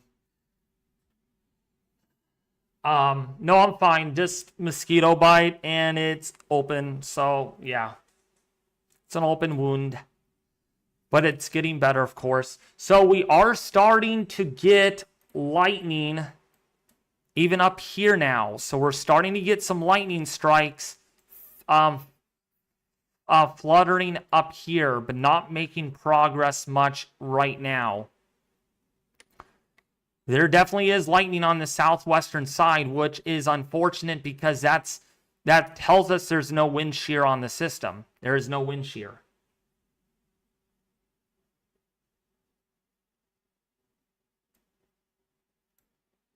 But yeah, I love you guys. If you guys do like the stream, though, please hit the like button and subscribe to the channel. I do want to actually say, too, that this channel, in the last 24 hours, has gained almost 900 subscribers. So thank you guys. Man, thank you for the support. Because I'll tell you, if I have to miss work tomorrow, that's dedication right there. If I have to miss going to my second job over this stupid hurricane, then that tells you something. That tells you something. Which I am considering doing based on the structure of this. If this thing is going to be like it was today, then yeah, you bet. If this behaves so meanly, yeah, I'll probably be doing two streams tomorrow, except the second stream would start a lot earlier, more like in the ballpark of about, say, probably like 4 or something. But yeah, these lightning strikes, just incredible. We will see if that wraps all the way around, or if we get formation of lightning on this side. Which, by the way, Justin, since you're more advanced with radar stuff, you know pretty much where all the radars are at this time. What is this showing up as on radar? Like, what is it looking like? Is the eye wall, the secondary eye wall, very organized? Is it a little broken? Is it like, what does it look like? I mean, and what does the inner eye wall look like? Because, man, there's a lot of lightning here. You're like my traffic report. I'm calling 511. Justin, traffic report. Traffic report what? You know, at this point. Thank you so much, Some Ways. Some Ways. And if I can say your name a lot faster, it almost sounds like Subway. If I yelled, Subway! Ooh, there was a big barrage of lightning right there. Did you guys see that? Did you guys just see that? Right in here. Jeez Louise. There's a lot of lightning going on over here, though. That southeastern outer band right there. Okay, yeah, just send me... I would rather you send me screenshots. It's quicker that way, because some of the radar, either I have a hard time accessing it, or it doesn't want to work on my end. I just don't have success for some reason. So,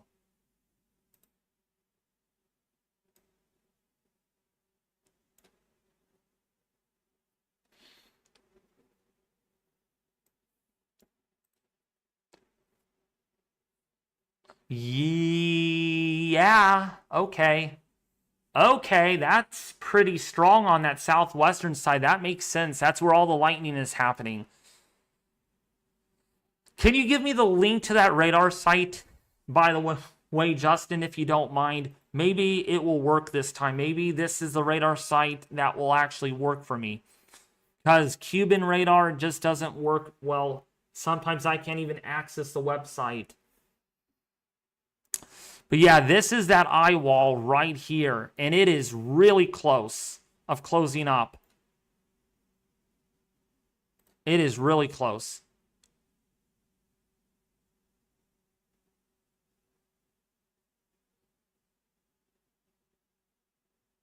What's up, Giovanni?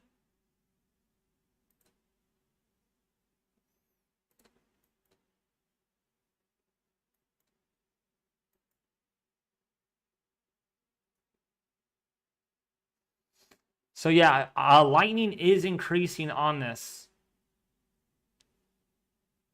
Can you update the plot to see if the lightning increase has continued?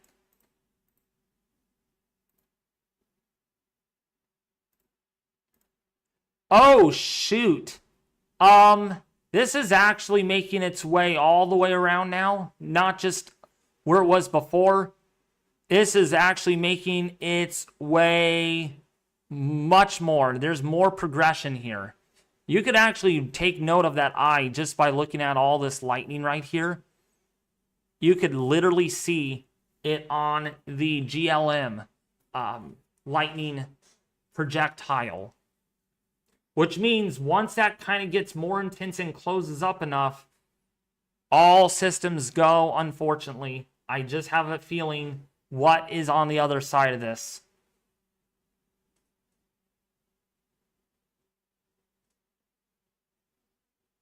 By the way, if you all want to if you want to participate in my Discord server, it is Weather Force. Sorry if I have not been in there very much. Oh my gosh, I feel this terribly bad. I will give you the link if you want to participate in that. See, I'm more active on Twitter than I am on Discord. It's actually very odd. I used to be a lot more active on Discord, but then I found myself more active on Twitter. But yeah, there's a lot of lightning on that. So this may not be picking up the whole entire picture.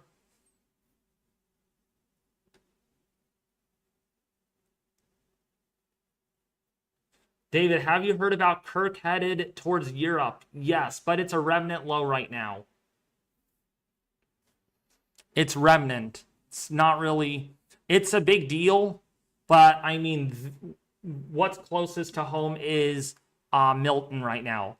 If we didn't have Milton, I would have probably talked a little bit about Kirk headed towards that area, but no, this got in the way, and this really interrupted.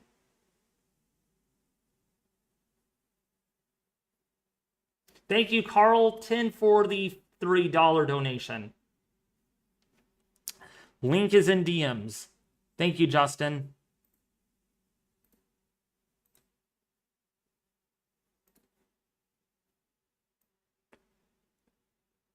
Oh, come on.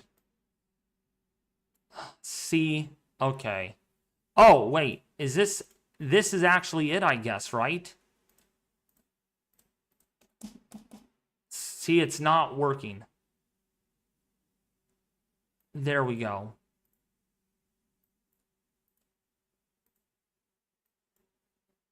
Okay, yeah, there's the eye right there. It's going to be very hard to make out. This is pretty far from the radar sites. Actually, you know what? I think windy.com also provides it too. Oh, no, they don't. All right. All right. That's fine. Because that's why we have this now. Where is it? Okay, there it is. So this is the eye right now. I don't know how often this updates. But let me actually put this in Chrome. So I can just close that out and then open this window up.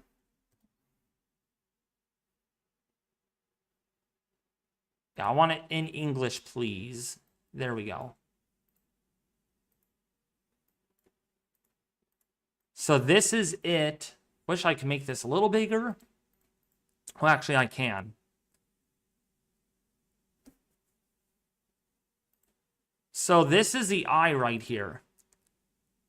And it definitely looks like it is... Wow, it is almost complete. It literally is close.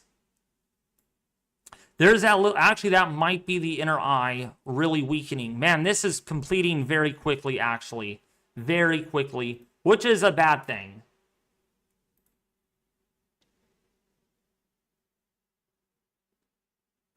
Someone said it looks like Mickey Mouse. What? It's not Mickey Mouse. Mickey Mouse is not this mean.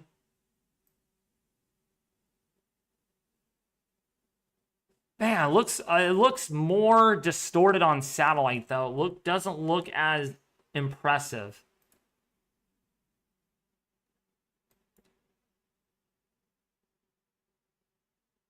There's still lightning on that southern side. We'll see if that changes.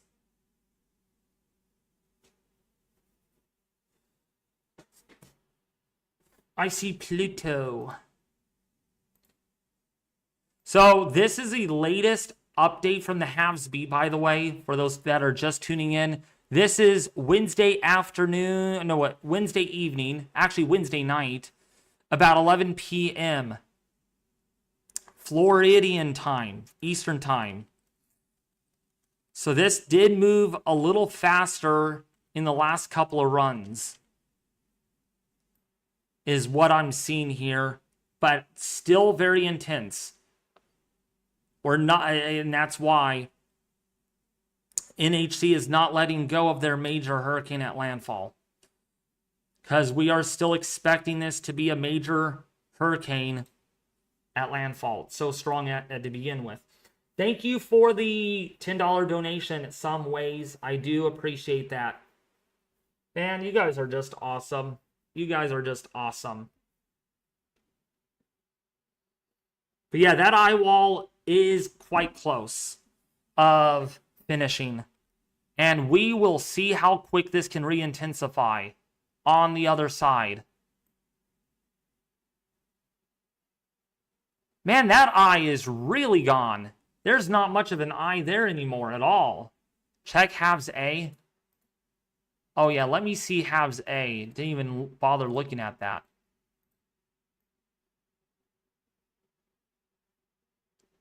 I'm not liking that. I am not liking that now. That is a high-end Cat 4 hurricane right there. That is a high-end Cat 4 hurricane hitting Tampa Bay, Florida. Wow, look at that storm surge coming in. Yikes. Talk about storm surge. Yeah, if this holds together, it's bad. This is bad. And actually, the eyewall, there is a small eyewall that does hold together there. So that is a inner core structure holding together. John D, thank you for the $100 donation. Thank you, Michael Galantine for the $5 donation. Keep up the good work. I trust David's channel a lot more. Thank you, thank you, thank you, thank you, thank you. And you know what? Someone actually made a positive remark about how I called the Cat 5 hurricane. Remember 2 days ago I said, man, this actually could become a Cat 5 hurricane. And people were like, David, that's a little over the top. Unfortunately, I'm right. I'm right. Not necessarily did I call it to be correct, but wow. Because again, I look at structure, I look at compactness. I mean, this thing, I just had something in the back of my mind that this thing would take off because of how small. Remember, conservation of angular momentum. Remember, actually, it's actually a ride that I've been on at Great America. I don't know if you guys have been to Great America. The ride is called Centrifuge. You know, you spin faster. The way the ride works is you actually spin like this. You know, you spin like this, and you spin faster in the middle than you do in the outer ends. That's kind of what this illustrates. So the smaller the system, smaller systems actually may not be as bad because of a size perspective, but they are actually the worst storms because they could go up quickly, like we saw again, that one of the fastest rapidly intensifying systems on record. And it's all because of the size. If this thing were a lot larger, this would not be a Cat 5 by now. I would probably say it would be like a low grade, probably a mid-grade Cat 2, maybe a low-grade Cat 3 hurricane. But because of how small that was, someone actually described it as like the El Reno tornado. It actually, you know what? It was on X, and it came from Eric Webb, I believe. Yeah, it was from Eric Webb. Yeah, I follow a lot of the big weather enthusiasts out there. Let me see here. Yeah, look at this right here. You wouldn't believe it. You would not believe what what Eric Webb said here, but literally this was from earlier, by the way. This microwave pass over Hurricane Milton from earlier today certainly looks kind of like a supercell on radar in some ways, with spiral banding to the north-northeast resembling a forward flank precipitation core, while the Eyewall eye bears some striking similarities to a debris ball. Okay, also, given how incredibly small the eye currently is, while this was earlier, one could certainly argue Milton's inner core is closer to the length scales of a large wedge tornado as opposed to a prototypical hurricane. So you could really see how small this thing was. In fact, estimations are that hurricane force winds only extended out to as as short of a distance as 15 miles out from the center. 15 miles out from the center. That's incredible. That is a microcane if in some sense. Which explains why, and I bet, Justin, you're going to agree with me on this. That is why this Eyewall replacement cycle in Reldon has completed or is about to be completed here soon, fairly quickly, in under 12 hours. The HMON or the Justin model. We can call it the Justin. No, I'm just kidding. I'm not going to call it the Justin model. Which, by the way, this model is showing you've got to be... Dude, this is a category 5. I'm not joking. Probably a little bit of an igloo issue here on the wind intensity, but like that is right there. Look at the chart above. 144.6 knots on the HMON. This is definitely stronger, and this has uptrended in the last few. Oh, wow. Yeah, this has really uptrended. Yeah, look at this, Justin. Yesterday's 0Z run, 963 millibars. Run after that, 955. The run after that, 946. The run after that, 944. This current run, 935 millibars. So literally, the last 5 model runs have all uptrended on this. Oh, I don't want to say it, but I know how this is going to end up being. I know where this is going, and I'm not going to say it in the stream because I don't want to get in a little bit of trouble. But I can tell you, it's not yeah. I'm going to keep my mouth shut. But all I'm going to say is I know how this is going to end. I know how this is going to end. All I'm going to say is it's not going to end very well. Simple words. Because, yeah, look at the backside of that hurricane right there. Look at this onshore flow. Man, that is right in perpendicular to the bay's shape. Up, I got confirmation. The light has turned green on, well, I should say red.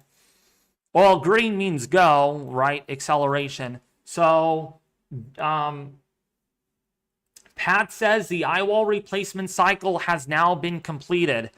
Man, in about 6.5 hours. In about 6.5 hours.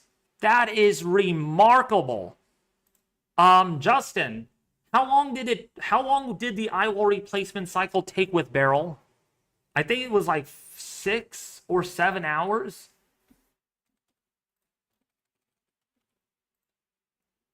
Usually takes 24 hours. This took 6.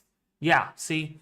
Because I remember being at work, and I remember being at work and I saw their first pass and it had like little wind maximum, and I'm like, maybe an Eyewall replacement cycle in progress. I'm telling you guys, I was not on my phone constantly at work, but I was like, I gotta check the intensity. And this is, what I had. And I'm like, did it intensify? Did it? Believe me, when I'm not on YouTube on this system, I am on my phone. I'm literally, because I cannot concentrate. Oh, and we got a microwave to confirm that. Okay, so Justin does not confirm that it's done yet. The Justin G model or satellite estimates. I'm just kidding. Pat says it's done. Justin says it's not. But I'm going to lean more kind of towards Justin in a way. He's more conservative. Because everything here needs to be a bit on the conservative side. Because if this does complete a little sooner. Yeah, it's not quite done yet. It's not quite done yet. You can see right here still. There is still an opening. Right here, a little narrow opening. that will soon close up. By the way, Justin, I have a question for you, and it's an important one. Now, let's just say there's no radar coverage, and we would not be able to see this on radar. How would we know if the eyewall replacement cycle did complete? Would we see a rewarming of the eye? What is the process once the eyewall completes its ERWC? How soon is it for the eyewall to re-warm up and this whole rapid organization process to begin? Because I would like to know too, because I mean, we should start seeing a little bit of a dimple here showing up. It's kind of there, but it's kind of mediocre right now. And the CDO is actually becoming a little more asymmetric. Actually, the system may be down here, so it's still symmetrical. There's no like set amount of time. Oh, okay.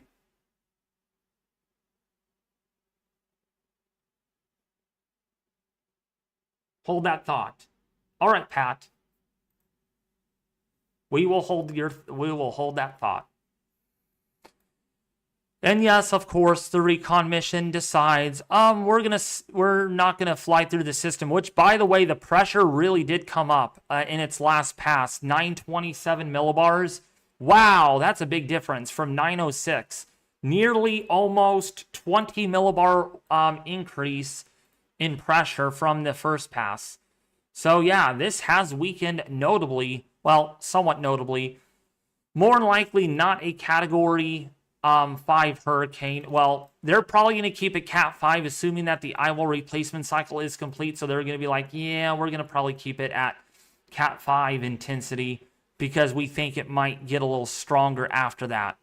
So I do expect this to probably be 155 to 160. Probably 155, so probably a high-end Category 4 in the next advisory. Yeah, thank you, John D, for the $100 donation from earlier. And yes, thank you, Stephanie, for becoming a Tropical Storm member as well. Also, like the stream, folks, if you are enjoying the content, all right? Because we got our new models. We got those new models in.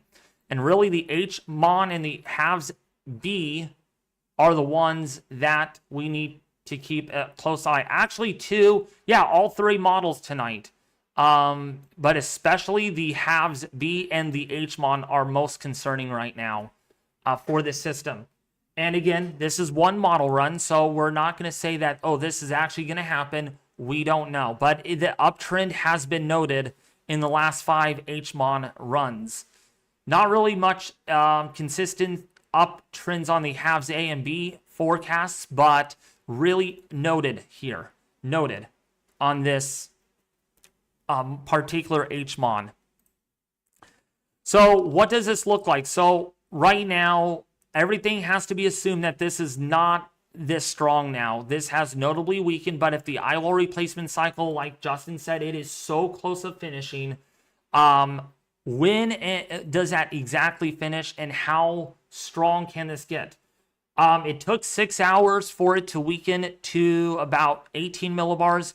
It could take 6 hours for it to get back to where it was theoretically. So in theory, if the eyewall replacement cycle completes by 11 o'clock my time tonight, it would be where it was by 5 in the morning my time. That's 6 hours. Now, I'm not saying that will happen, but you got to kind of take that into consideration. It is a little broader, so it might take a little longer for it to get as strong as it did, but there's that potential.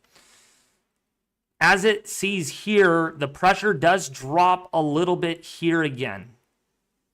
So this is through Wednesday early morning. So we have all day tomorrow, all day for this system, like we did today, for this to regroup itself.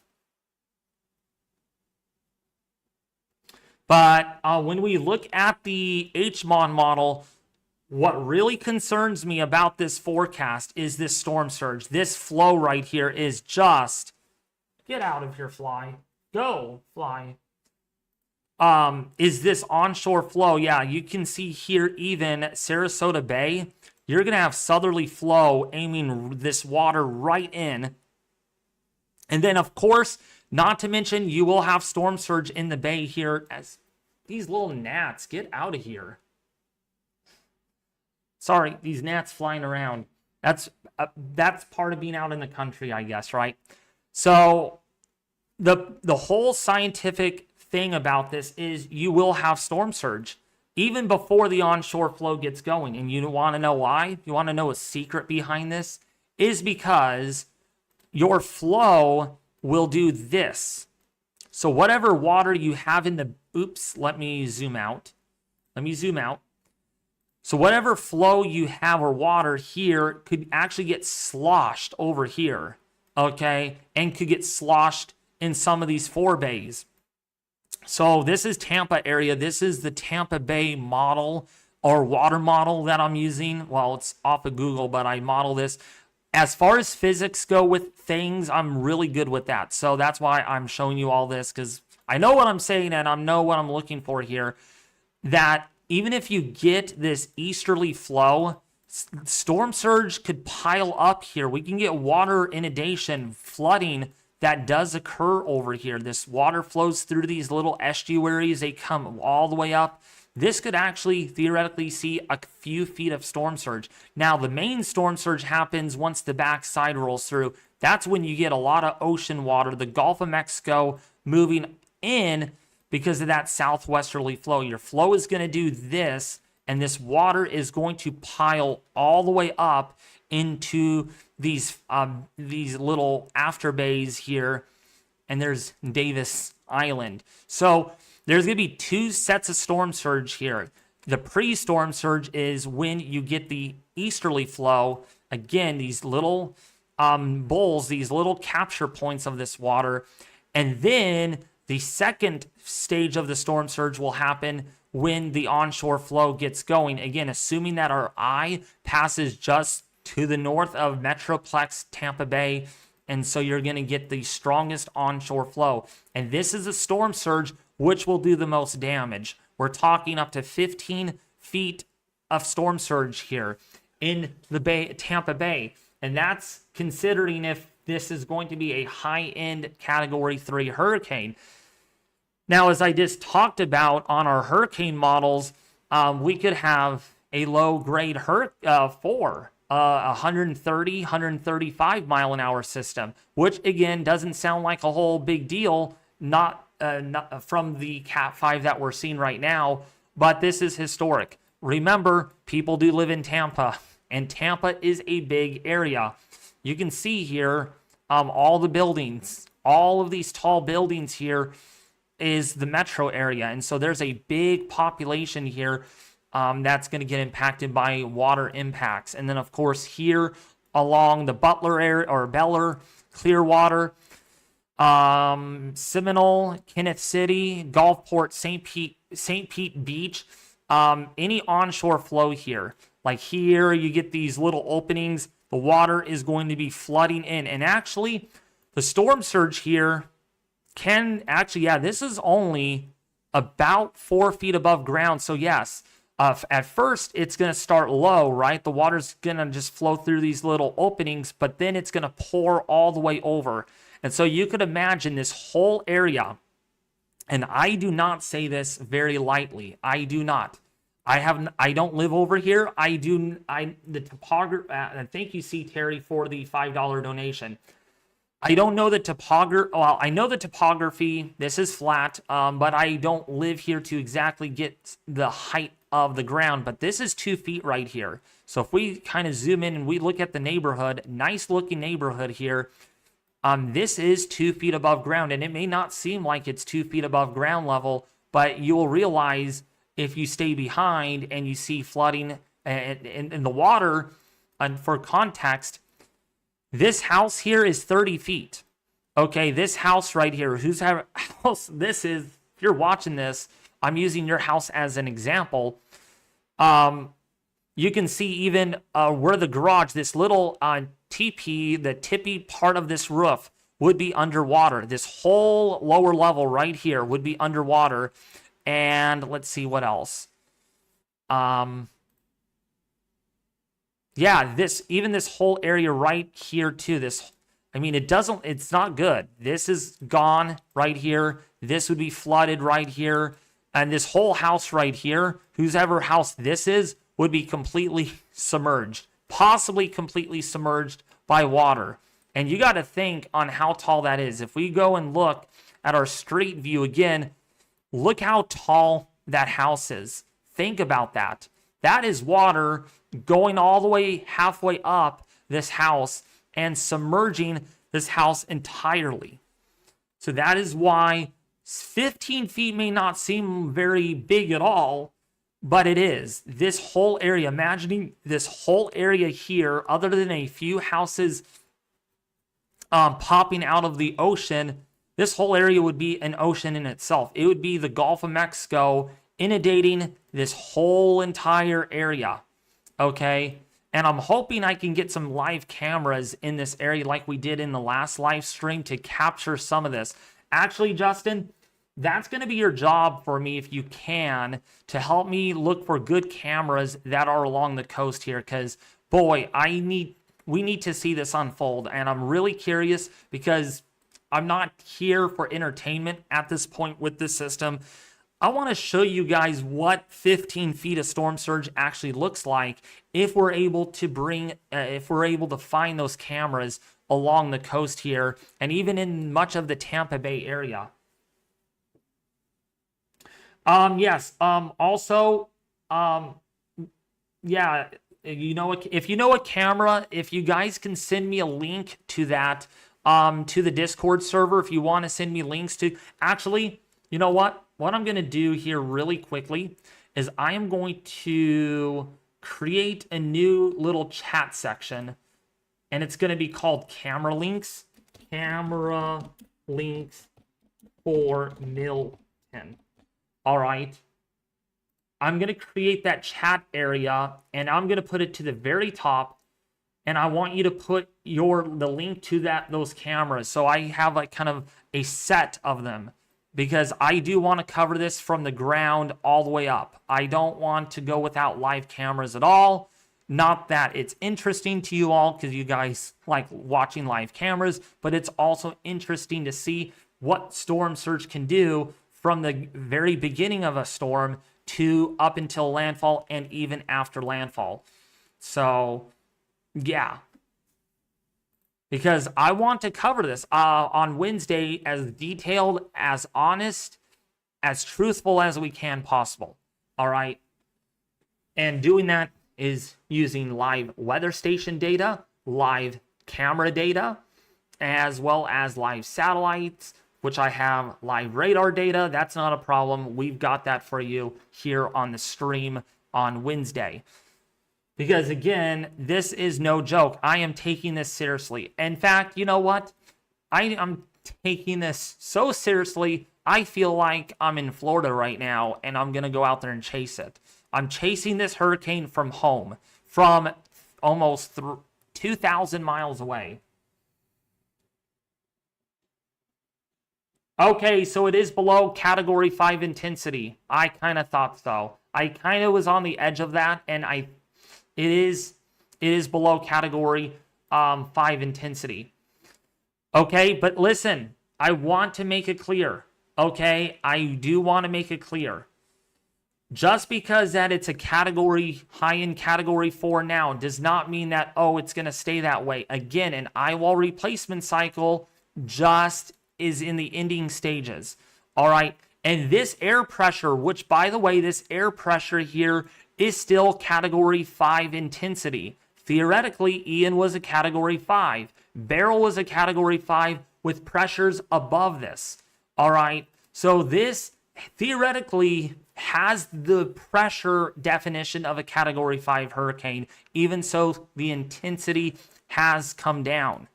Okay, so don't think that, oh, it's a Category 4, David. And yes, my thumbnail still does say Category 5. It's not easy to change the thumbnail at all. It takes me like 30 minutes to do one, and I'm not about to do it. If it does cause problems, then I may have to tonight, but I don't think I'm going to need to because I'm literally going to be done with this stream in about an hour, in about 45 minutes anyways. But yes, Category 4, Category 5-ish. It's borderline. I mean, 2 miles away specifically from Category 5 intensity, and there are Category 5 force winds. So, in this, they still word this. Extremely powerful Hurricane Milton just north of the Yucatan. Milton poses an extremely dangerous threat to Florida. So again, just because it's a Category 4 does not mean the impacts, the impacts go away. They do not get lesser. They do not. We're treating this as it is a Category 5 hurricane. We really are. All right, Justin, before you go, don't leave really quick. Can you take a look at radar? I have the radar, but I want you to look at it to see what you think. Do you think the Eyewall replacement cycle has completed? Looks like our lightning has stopped. Yo, yeah, lightning activity has really dropped. Interesting. So, yeah, lightning is not as intense as it was earlier. That doesn't mean it won't pick up in the next hour. We can see quick bouts of lightning with this. And actually, we still technically do have lightning. 25 lightning strikes in the center still. Thank you, Scott, for becoming a Category 1 tier. So, yeah. But really quickly, yeah. This storm surge on... So the halves A really and the H-Mon are very aggressive. Very aggressive. And actually the halves B is about as aggressive as you can get, including the H-Mon model. We're going to wait for the H-Wharf, and that's why we are here live still. We're waiting for that one more model to come in, and it is in. Let's see what it shows. So it is showing pretty much the same thing, 940s, 930 millibar nearing landfall. This is still a bit on the generous. Actually, this is very generous, given that all of our models have uptrended, or some of them have. This is still looking to be a very dangerous hurricane, extremely dangerous hurricane for the Tampa Bay area. And it does look like still this, most of the models, including the H-Mon, still have this impacting just north or over Tampa Bay, Florida. So the predictability here, this has shifted a teeny bit to the north.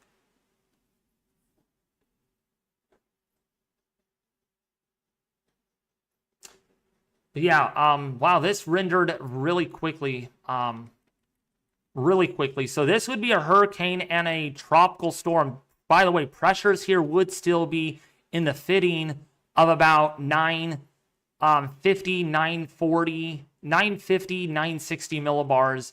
This weakens a little quicker on the halves B and halves A, but still a very powerful hurricane on all of these models.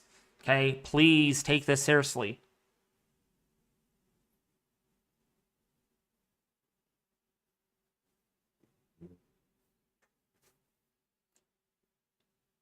But yeah,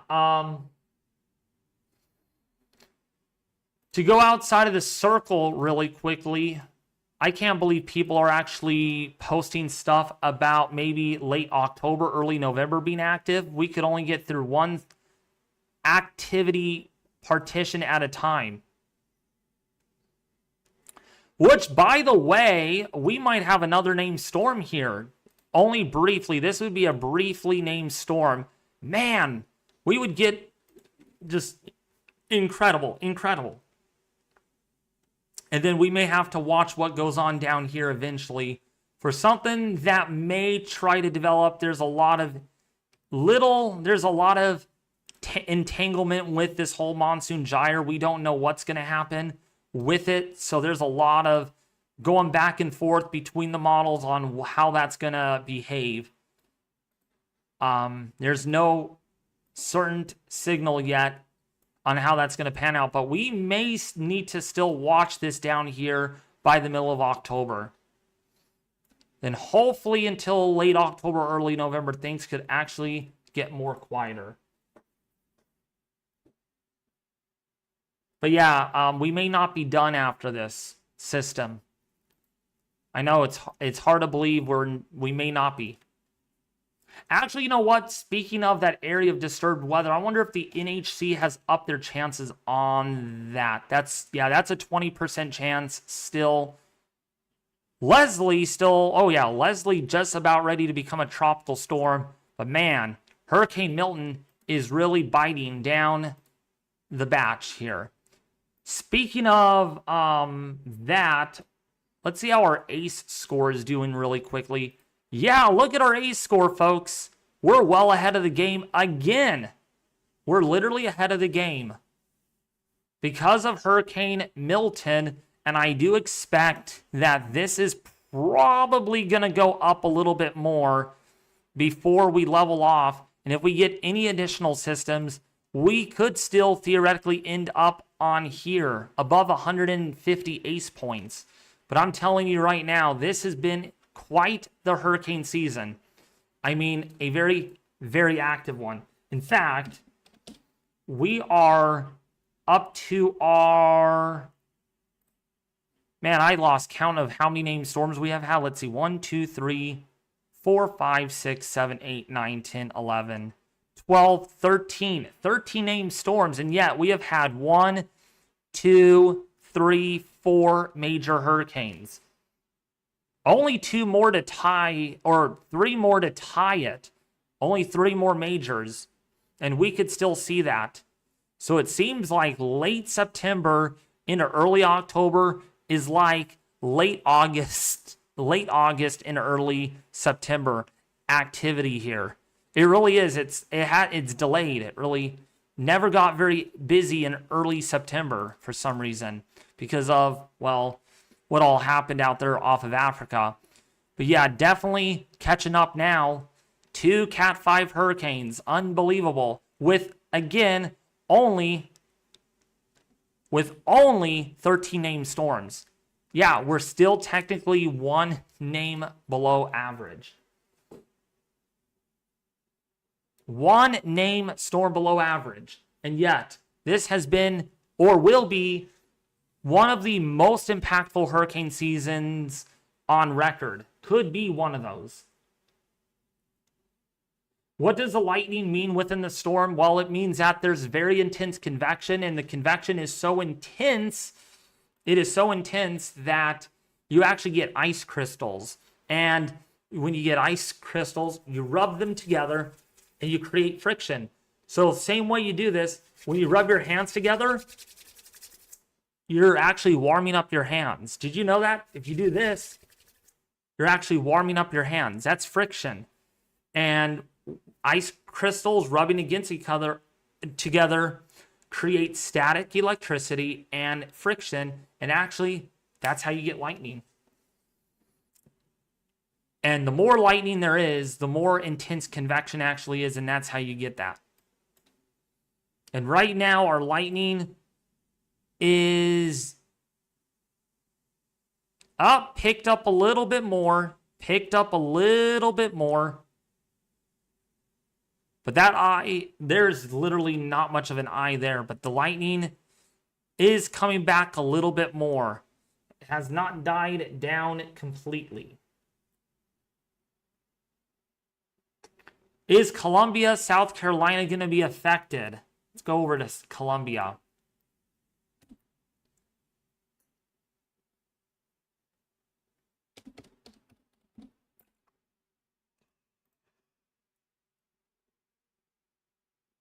So, Columbia, South Carolina.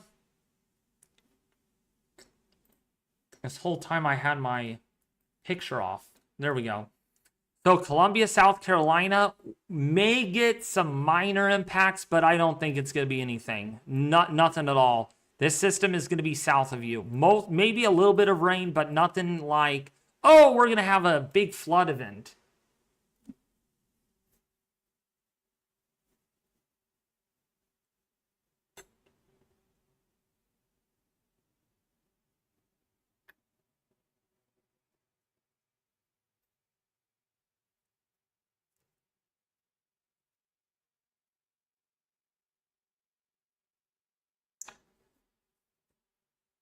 So, yeah. But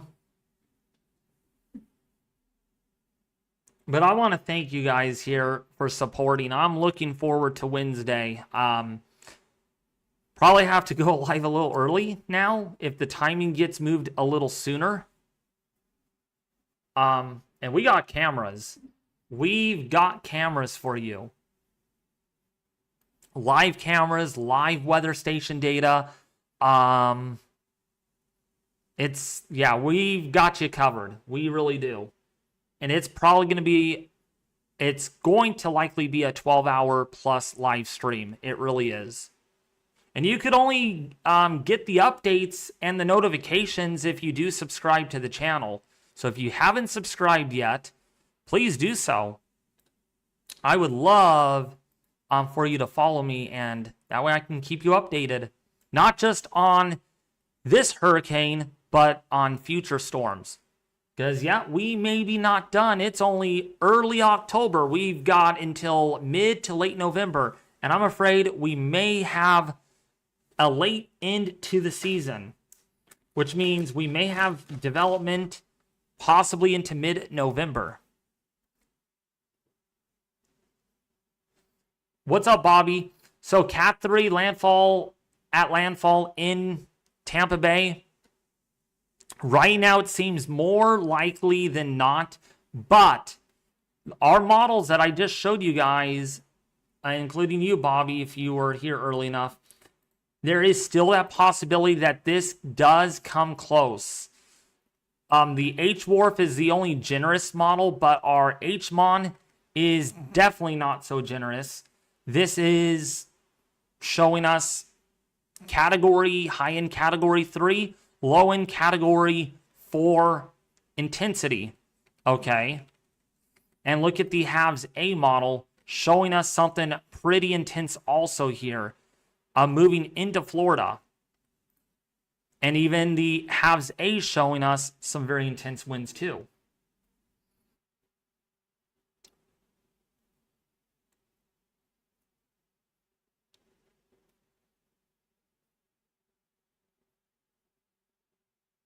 Shear is going to weaken it. Yes, I will tell you what right now. Most certainly there is going to be weakening before landfall. There is going to be weakening before landfall, but I cannot stress enough. Man, it's cow manure smell again. I cannot stress enough. And I don't want to, I'm going to be stern with you guys here. Weakening just before landfall does not mean good news. It does not mean that the impacts are going to get lesser. People seem to think that, and that really bothers me. It really does. Because that's how people underestimate these systems, and unfortunately, it costs many lives. People like to stay behind thinking that based on our models, it's not going to get as bad as what they are thinking. It doesn't matter. It doesn't matter, okay? Even so it weakens just before landfall, this is still right here, a 938 millibar. Technically, it would be as strong as Helene making landfall in the Big Bend of Florida. That was a 934, 937, 936 millibar system when it made landfall. So consider that. Consider that. Okay? We are talking about, and I have rights to saying this because it could be historic. This is like a Helene situation, only now over Tampa Bay, Florida. Okay, so I really want to make it clear in this live stream that just because, it weakens a few millibars or whatever millibars before landfall doesn't mean always a good thing. It really doesn't. Okay, this will weaken. I'm 100% certain it will come down from category 5 to a category 3 or 4. This is not making landfall at a category 5. I'm promising you that. You can bet me a big promise. It's not going to make landfall at a category 5. But it is going to be a major hurricane, more than likely at landfall. And that word, major, is important. In fact, one could even argue this could be as strong as Helene making landfall. This literally can. Just a little bit more different dynamics. We don't have a closed eye wall here. It's more open. Okay. But keep in mind, too, that this is Florida right here. But imagining being on this side of the storm and it's not raining very much, you could get some extremely dangerous winds. The winds here are very dangerous. Okay. We have to understand this. Impacts. People tend to focus on, oh, it's a little weaker. Okay, it's a little weaker. Let's not focus on little weak trends or little strong trends. In this case, I shouldn't be focusing on that either, but either way, it's a major hurricane at landfall. Cat 3 or greater. Let's just say it's going to be 115 miles an hour or greater at landfall. And actually, you know what? Let me do some history.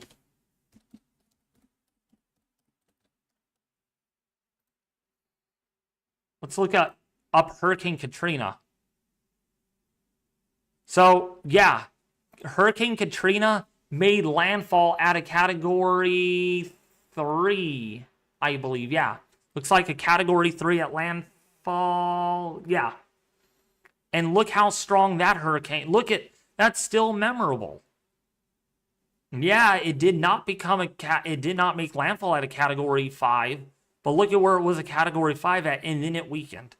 That's what I'm trying to illustrate. This has that Katrina look.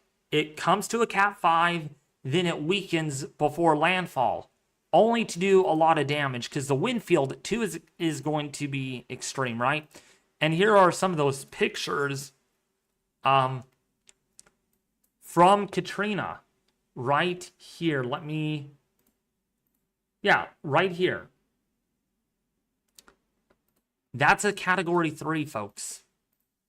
That's a Category 3. Let's see Rita.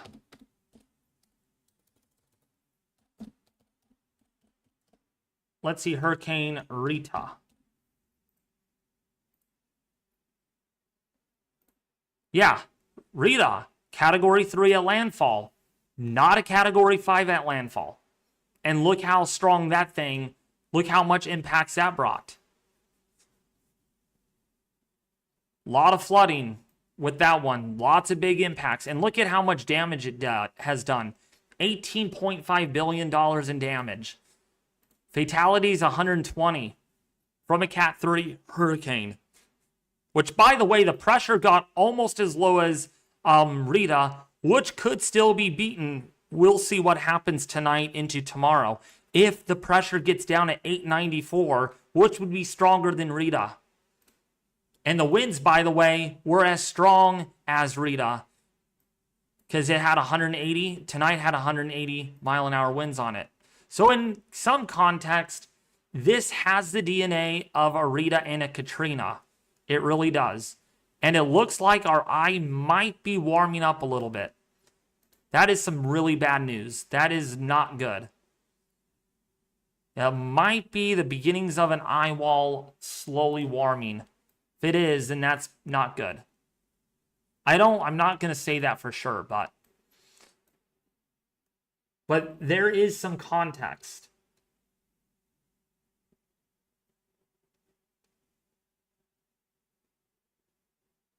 Hopefully I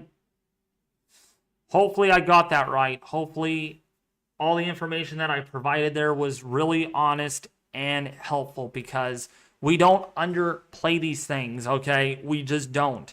Every hurricane behaves differently, and all the impacts are always different. No hurricane is the same, just like a snowflake. You're not going to find a snowflake that is exactly the same. If you do, you're a genius.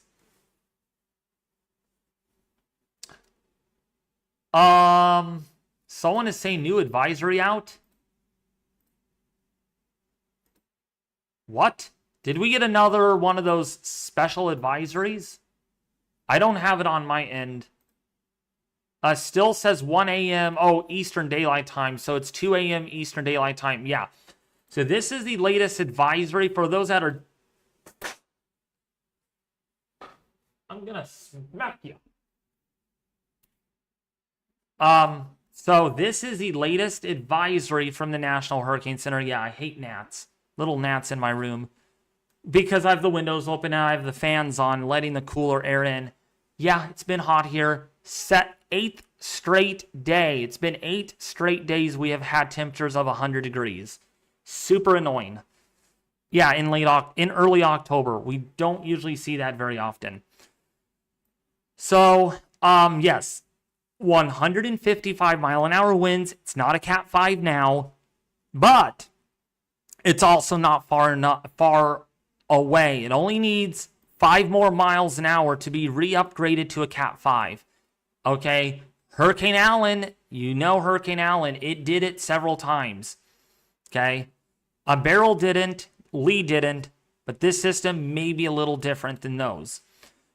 Air pressure, 924 millibars. So the pressure has come up. But again, to putting this into context, 924 millibar might seem that, oh, at least it's not 897 millibars like it was earlier. But guess what? Guess what? Fits the bill for Cat 4 intensity. It really does. All right. Actually, if we look up Category 5 hurricanes, list of Atlantic Cat 5 hurricanes. So if we go to pressure, Wilma was the lowest. But look at Cuba. Actually, wait. Yeah, look at Edith. 943 millibar system. Let's click on Edith. That thing was 160 Category 5 hurricane. But wait, the pressure was 943 millibars. And that's likely due to the fact that it had higher environmental pressure. So theoretically, we are in reach. That pressure is low enough. And the Eyewall replacement cycle is a distribution of the wind energy. Think about the wind energy is now being dispersed in a larger area. If that wind compacts again and gets smaller, then that's when you get an re-intensification.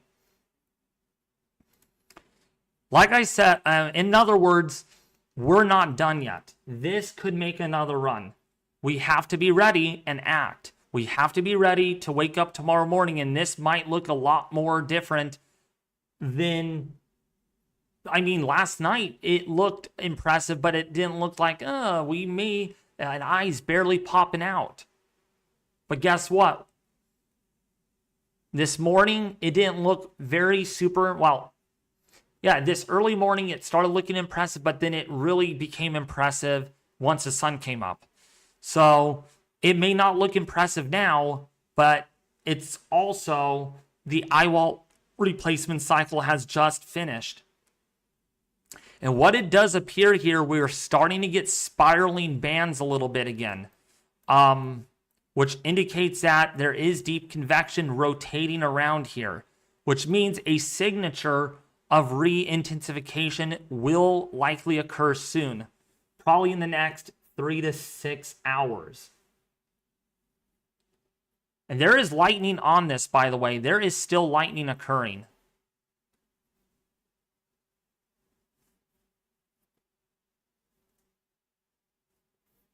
And some people are saying, no, it's weakening, David. It's all over. It's not over. See, right there. It's not over. People assume that it's weakening and it's going to continue to weaken. It may. It just may do that. But it also just may re-intensify on the other side. We saw that with Beryl. Remember, Beryl strengthened, went through an eyewall replacement cycle, and once it finished, thing revamped up. That's how we got Beryl to a Cat 5 in the first place, because of the eyewall replacement cycle.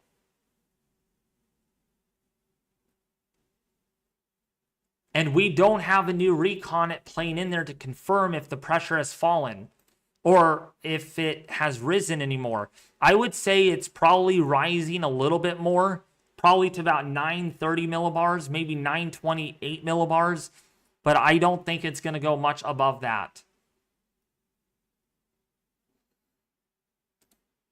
This system is definitely a lot bigger than it was before, though. It is definitely bigger. It's not, I mean, the cloud pattern is definitely more symmetrical. Yeah, look at this right here. Look at all the deep convection right here. Look at this right here. Very deep convection. Really firing up here. Look at this half moon shape. There it is. That's negative 90 Celsius cloud tops. And it does look like the eye is appearing again. Starting to warm that eye up again. It's going south. No, it's not going south. It's going more east-north. It's going more east. It's still going directly east at 90 degrees. So, I don't know if I'm correct on this, but this could be the beginnings of a warming eye again. A warming eye means that, one, the eyewall replacement cycle is getting close to finishing, and two, the vortex. Remember, when the eye warms up, the air is beginning to sink. It's beginning to sink inside. And as that air sinks inside, guess what? The air warms, right? Because guess what? The air sinks and it warms adiabatically. That's, when you get the Santa Ana winds, you get the chin hook winds off the Rockies, the air sinks and it warms and it dries along the way. This is kind of that process. You get the air sinking in the eye, and then it warms and dries. What's up, Keith Evans? By the way, Keith Evans, boy, dude, I don't know if you've been following this hurricane today. Did you see how strong this monster got? Keith Evans, did you see how strong this thing got earlier? It went down to 897 millibars.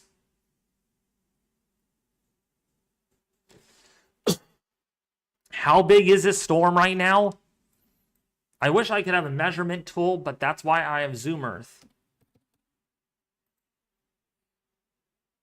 What's up, Aero Force? Boy, we have 3,000 people watching tonight. Thank you, guys. Glad you guys are here watching this. But see, look at what happens. Look at. Category 4. Look at the intensity forecast. 155. And look at, they're expecting it to re-intensify to 160. Well, wait, hold on. Oh, wait, no. Is this? Oh, that was a past data. So yeah, see, they're expecting it to re-intensify to a Cat 5 again by 5 in the morning.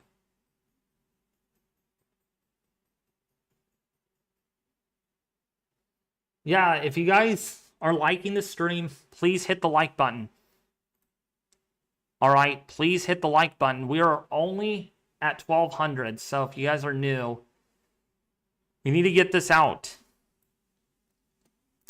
But yeah, how big is the storm right now? From the center outward, if we look at the symmetrical cloud field, it's 145 miles out on the eastern side, the southern side, 138 on the western side, it's 120 miles, and on the northern side, it's 182. So this is a little asymmetrical right now.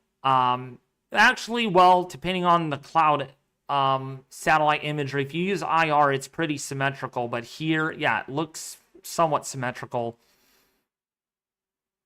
But yeah, right now, hurricane force winds have expanded a little bit, but those may be recontracting. Oh yeah, look at this eye again. It is definitely starting to warm a little bit.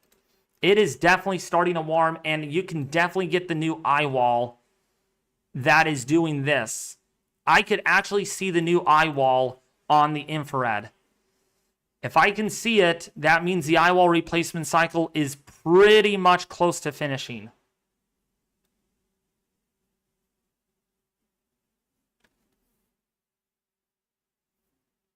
Yep, look at more lightning. Yeah, the lightning's increasing. It is definitely increasing. Chase, Savannah, Georgia.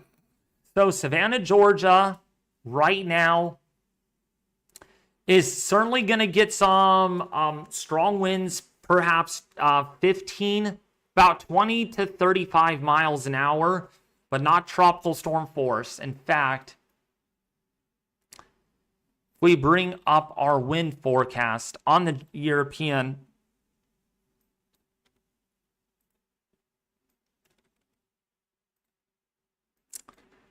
So yeah, and Savannah, Georgia is down here. Yeah, inland it's going to only be about 15 to 20 mile an hour winds, depending on what model you use.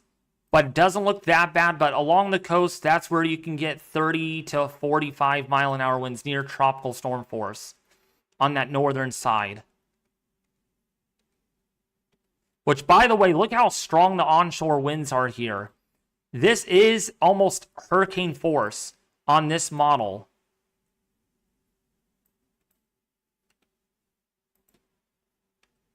And here is the latest NAM model here, still showing here a category 2. While in this run, it's definitely a lot stronger.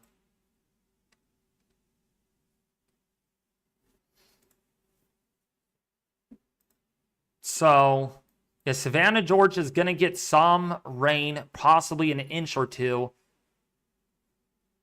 Oh, yes. Oh, we actually got radar. It actually works down here again. Yeah, this is definitely, look at this Eyewall. Okay, finally, I actually get that. I actually got radar back online here on windy.com. That is definitely an eye that is very close of closing off. No secondary Eyewall behind that. So this is ready to go. I think it's going to, once we get deep convection wrapping all the way around like this, I think this is going to make a run for a Category 3 hurricane. Not Category 3. Shoot. Rapid intensification. Now, re-intensification. Man, see, I'm getting my words mixed up. But there is a lot of lightning. Now, this lightning is not accurately being dictated on this. It's definitely occurring in the Eyewall. Maybe some strikes just outside of it to the inner eye. But yeah, lightning has definitely increased on this. Again, really huge increase on lightning. And actually at a very rapid rate. So this is definitely...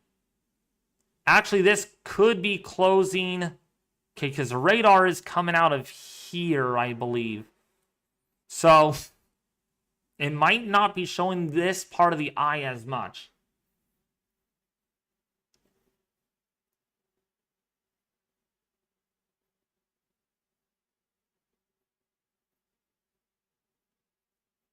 But yeah, lightning, wow.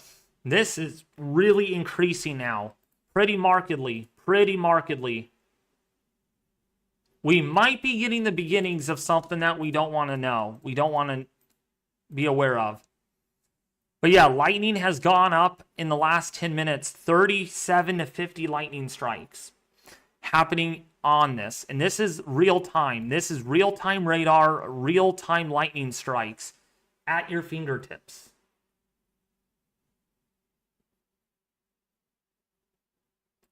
Someone said Cat 2 hurricane at landfall. What?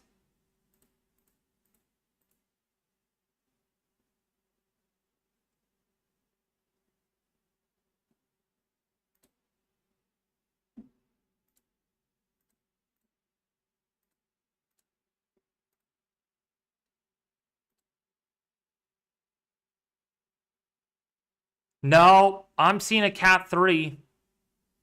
I'm seeing a Cat 3 here. I don't know where someone's getting Cat 2 from. See, this is a problem. People are saying it's going to be a Cat 2, and oh, please, this literally, please stop underplaying this, please. Because for other people that are in the chat that are new to my stream, they're going to be like, wait, so it's not going to be that strong. And you're probably looking at the model saying, oh, it is Cat 2, David. Okay, that's specifics. Okay. It's like trying to predict to win the lottery a million years out.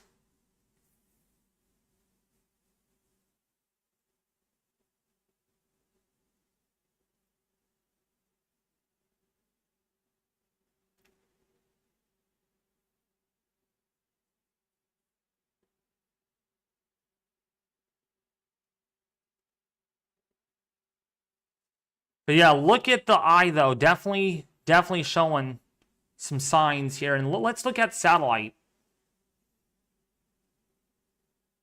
Yeah, look at all that lightning just perked up there. Really huge increase on the lightning on this side again.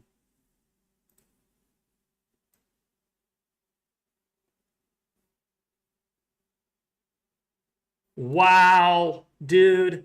This is going to be a pretty big eye. This eye might just be... Man, I wish I had my measurement tool here. Okay, well, on radar, let's just use their radar that they provide. The eye... I can't even measure it. I feel like I can measure it here. I cannot measure it on here. The estimation here is that the eye is about 15 miles across, but let me confirm that.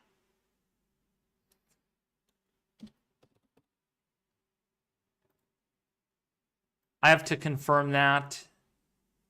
If I could, I can't see, I can't locate the eye because it's not on visible. It's not on visible. Darn it. I'm thinking that the eye here, I wish there was a... Can I actually measure? Can I? No. I cannot measure. I would say it's at least 15 to 20 miles, at least more than 15 miles across in diameter. Check menu.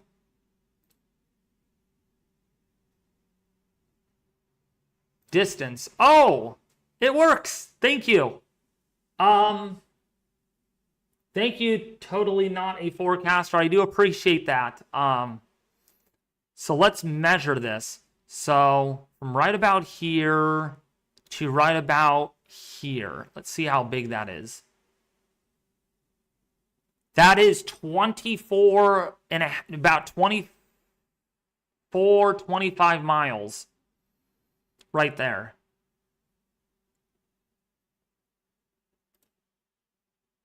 Boy, it'll actually give you the wind forecast. That's pretty cool. Oh, no, yeah, this is the wind, I think. Something, I have to read this. This is all new to me. This is actually really cool, though. If I have a boat, it'll tell me what it wants me to do in elevation, of course. So... pretty cool stuff on this. I learned something new on this map on windy.com. Man, look at all the lightning. Look at all the lightning now. Huge barrage. Huge barrage on the lightning. Huge barrage. Did you guys even see that? There was a... Yeah, this is going up again. Look at it. It is really frequent. Really frequent.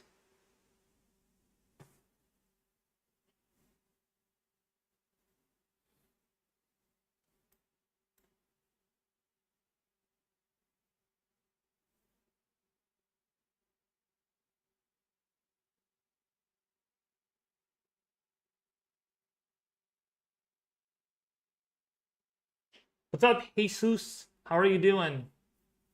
Welcome to the stream. Oh, yeah, look at the newest radar. Wow, look how solid that is. Look at how solid that eye is there on the southern side. And rainfall rates on this are almost 3 inches an hour. 3 inches an hour. That's a very intense eyewall. I have a very bad feeling of this, dude. I have a really bad feeling.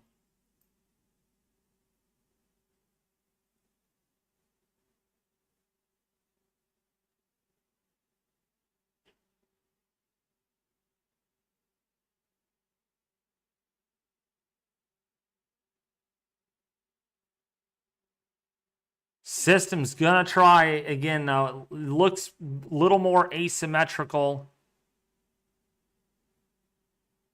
than it did before, but we'll see how that holds. We will see how that holds.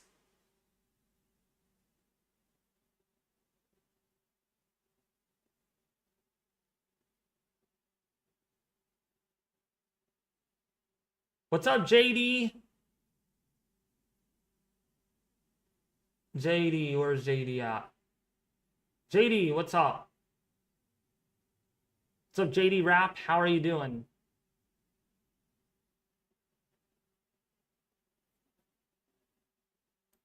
Looks like an overheated turbo. Oh, it does, doesn't it?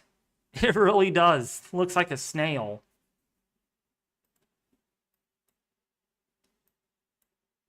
But there's definitely a lot of lightning on this. And that's the concern. I don't know. We can't say if it's re-strengthening until we get Recon back in there.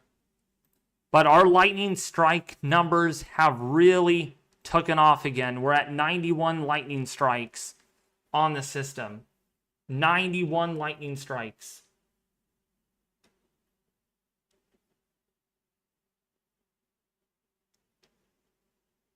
What's up, Holofix? How are you doing?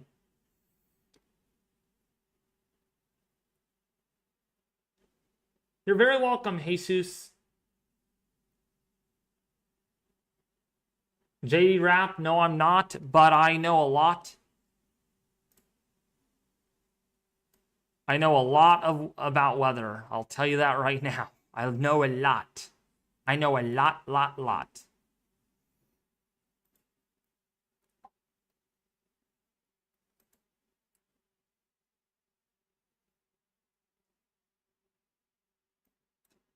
There is the Scorpion Wreath right there. It is just to the southeast of that. So it's right here is where the eye actually is. Because when you overlap it with that, this is exactly where the eye is. So this is where the center is on this imagery.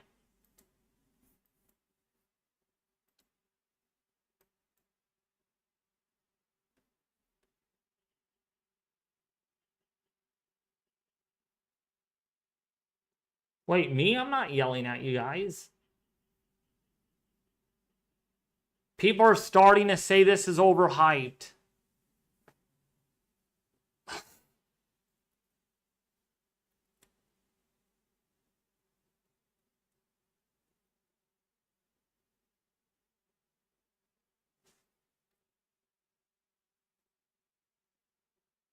Thank you so much, Bobby.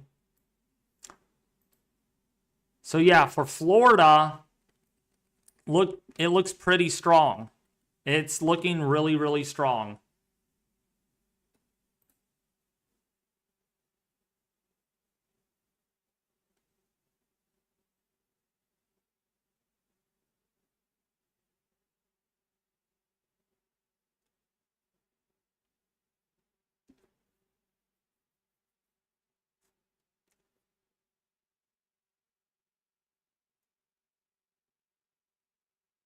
Thank you, Angela.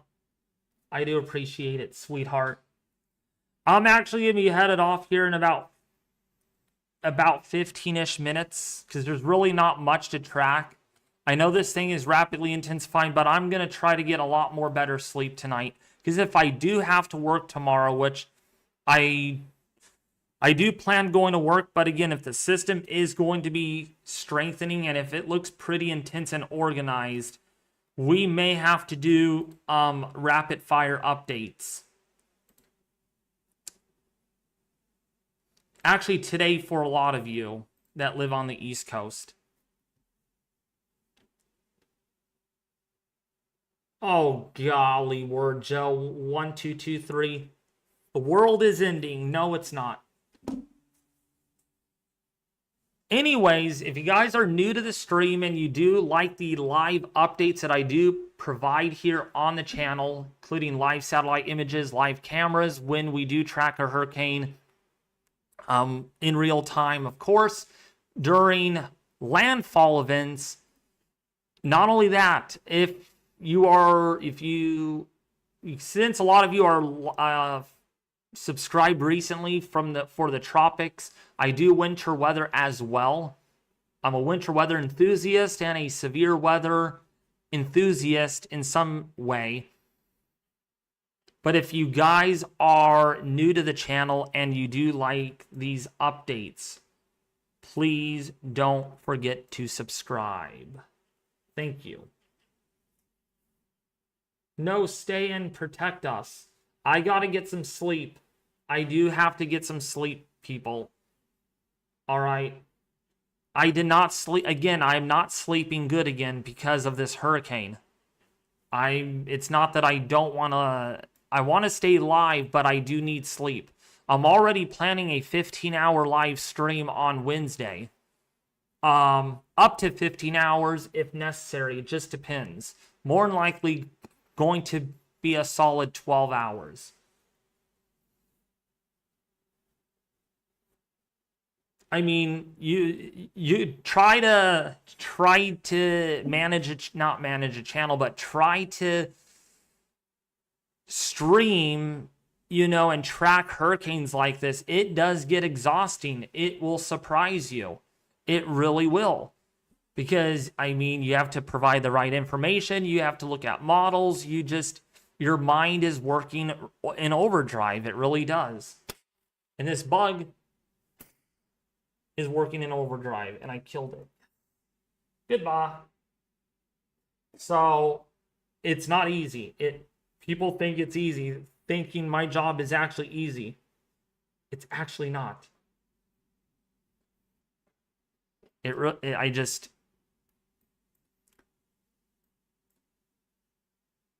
I'll tell you guys this. What if I told you guys to manage my YouTube channel? You guys manage my YouTube channel and upload for me. You'd probably be like, no, David. You'd probably say the same. You'd probably be like, nah, I don't want to.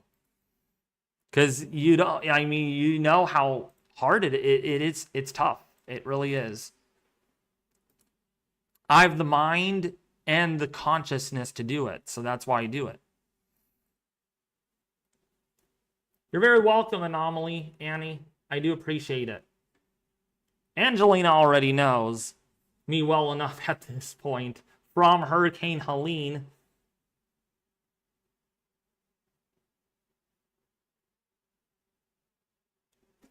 Thank you, lady, for the $10 donation. You did just fine.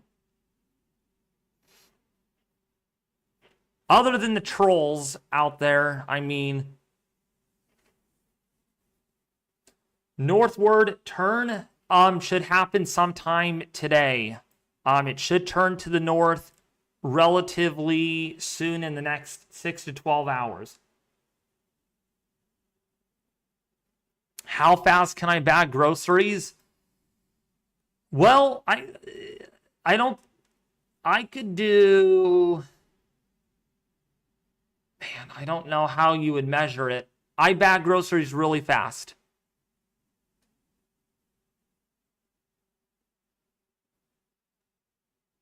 Thank you, some ways. That made me happy. That really did.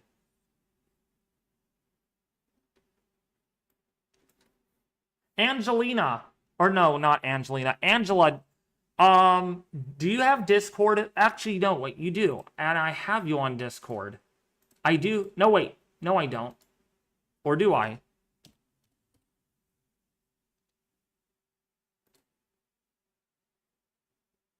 No, I don't. I don't think I have you on Discord. Do you have Discord, by the way?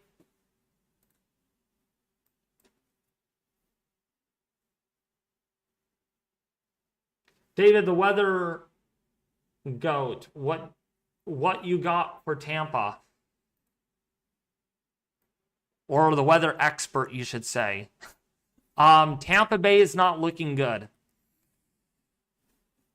The HMON is the worst outcome. With this. You can see the onshore flow is very intense.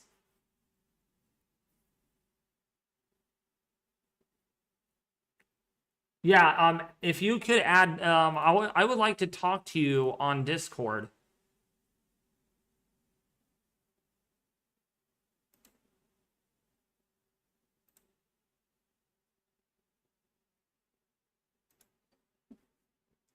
Thank you, California Human, for the $20 donation. I've watched weather channels all night. You are the best. You explain show, picks, answer questions. We will all miss you when you are gone. What? I'm not going anywhere. Well, you'll miss me tonight because I'll be offline. But I do need my sleep. Believe me, if I don't get sleep, a lot of health problems can develop. And one of those are hallucinations. Me being very grouchy, and other things, such as weird dizzy spells that I can get. So I don't want to get there. J&A Adventures, thank you for the $20 donation. David, will this be devastating for Sarasota, Florida? It is near Tampa, and we have evacuation notices. I just want to know your opinion. Should I evacuate now? Thank you. How about this? As much as I like your $20 donation, I cannot tell you to evacuate. Come on, go. Another gnat. I cannot tell you to evacuate now, because guess who I am? I'm not a local official. I cannot tell you to evacuate. I cannot. All right. But you're in the Sarasota area. I would say just keep up to date here on the YouTube channel. Actually, you know what? I will check it tomorrow in my next live stream when I go live. I'll be sure to find a website to the evacuation orders, so that way I can see which areas are going to get evacuated or are under evacuations. But right now, all I can say is just make sure you follow your local officials and heed their advice, okay? Please. I cannot tell you to evacuate because I can get in trouble. Because if I tell you to evacuate, and what if nothing happens? Then I can get get called out in more than just troll people or people trolling me. It can get really bad. So I cannot tell you to evacuate or not. Sorry.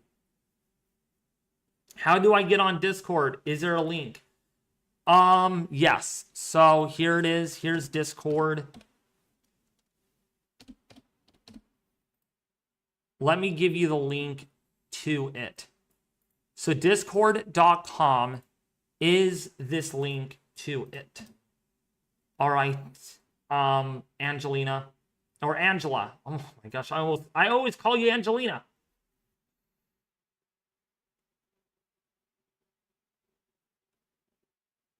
Yeah, Freckles, it's a little complicated. It's basically like Microsoft Teams, except it's a little more gamer kind of situde. It's more like, can I speak tonight? You could stream stuff in there. You could interact with people. It's basically, I could interact with you guys off the stream, except really busy with YouTube stuff, making sure you guys are updated. So I'm not in there as much, but I do try to stop in and say hi. I'm more active, more like outside of Discord, like in the friend kind of section. So if we go over here, so you get your, this is a server that, this is my server. And then if I go to direct messages, I can see who direct messaged me on Discord. There's the friend side of it. You can just say hi to people, or you could actually, they can be part of your server. But don't friend random people. That's not the best thing to do. So it looks like our lightning has calmed down again. Just see spurts of lightning going up and around. All right, so thank you, Chair Issei, for the $20 donation. I do care about when they'll tell me to evacuate. I will never leave. I'd like you to discuss your predictions for the impacts expected for Sarasota County. All right, so for Sarasota County, my predictions are you will get tropical storm force winds in the Sarasota County area, including the metropolitan of Sarasota. You will get tropical storm force winds, probably as high as 45 to 60 miles an hour, with wind gusts near hurricane or at hurricane force. And the rainfall totals for your area, CHRISA, would be in the range of about 1.5 to 3-ish inches, roughly in that range. And if we go and look at the rainfall forecast, you can see for Sarasota area, you're going to get about 2 to 4 inches. Thank you, Lisa Wilson, for the $5 donation. Thank you, David. And will you answer the question for Sarasota, Frinson, and Onomond Beach? Thank you, David. Yes. So for that area, let me go zoomed out here. So Sarah Frinson. Oh, Sarah Furson, about Omeron Beach. Okay, sorry if I missed your question. So that area is on the other side of Florida. So that area is going to see, based on our track, definitely some strong onshore winds and storm surge that could be a few feet above sea level in that area. Maybe even up to 4 feet above sea level, perhaps. You can get that storm surge. So, and by the way, this is really populated. I cannot even believe how many people live on this little peninsula. Right on the beach. Yeah, right on the beach. In this little bay, actually. Pretty nice bay, actually. Not bad at all. I like how houses are around that. It makes the water look more prettier because it's like, it's more decorative with buildings around. Orlando is going to get a lot of impacts. You can see the rainfall forecast did actually update. Actually, this just did. And boy, Tampa Bay, northern Tampa area here could get up to 12 inches. That's a foot of rainfall. Look at that additional rainfall coming. I would not be surprised if they do up that. They may put a high risk out just north of Tampa. CA Human, thank you for the $20 donation. Before you go, can you help Chandler, please? He's in a conundrum.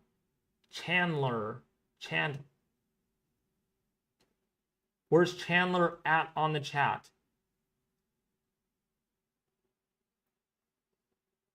Oh, yeah, here it is. Chandler, I've lived here all my life, so I'm no stranger to this, but I bought this house a year ago here in Vince, gutting.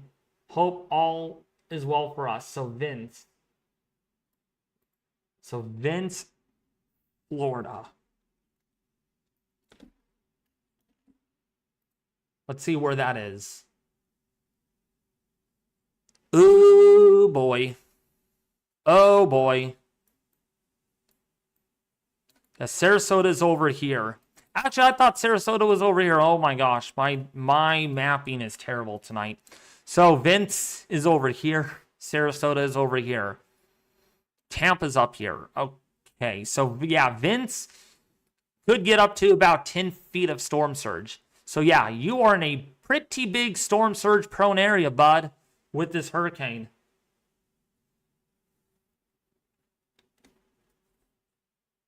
I'm going to try to get to some questions, but I'm going to head off here in a little bit.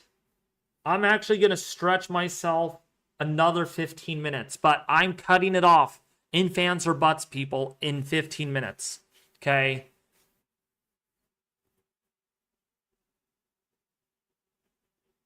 Venice. Someone said Venice. Venice. All right. See, I say it as I see it, so that's why.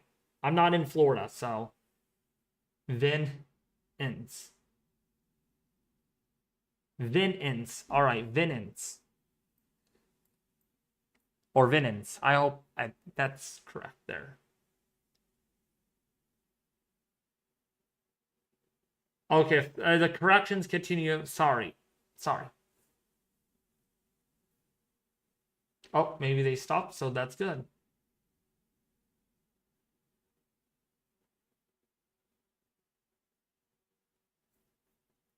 By the way, Angela, did you get my, were you able to get into Discord?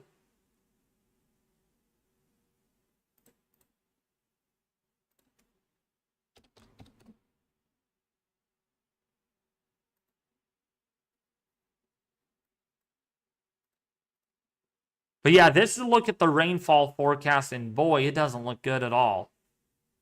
And this is the latest storm surge forecast, still 10 to 15 feet. That has not changed at all. Nothing has changed with this advisory.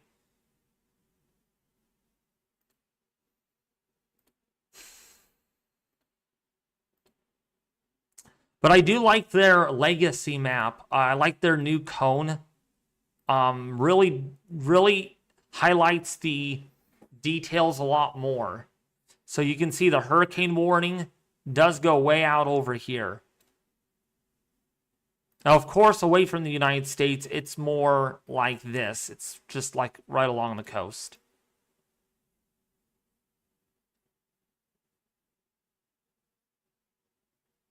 All right, Angela.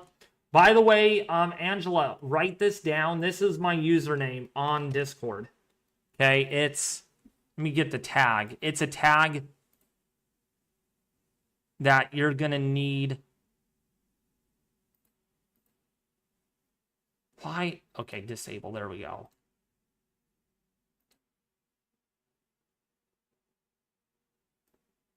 This is it right here.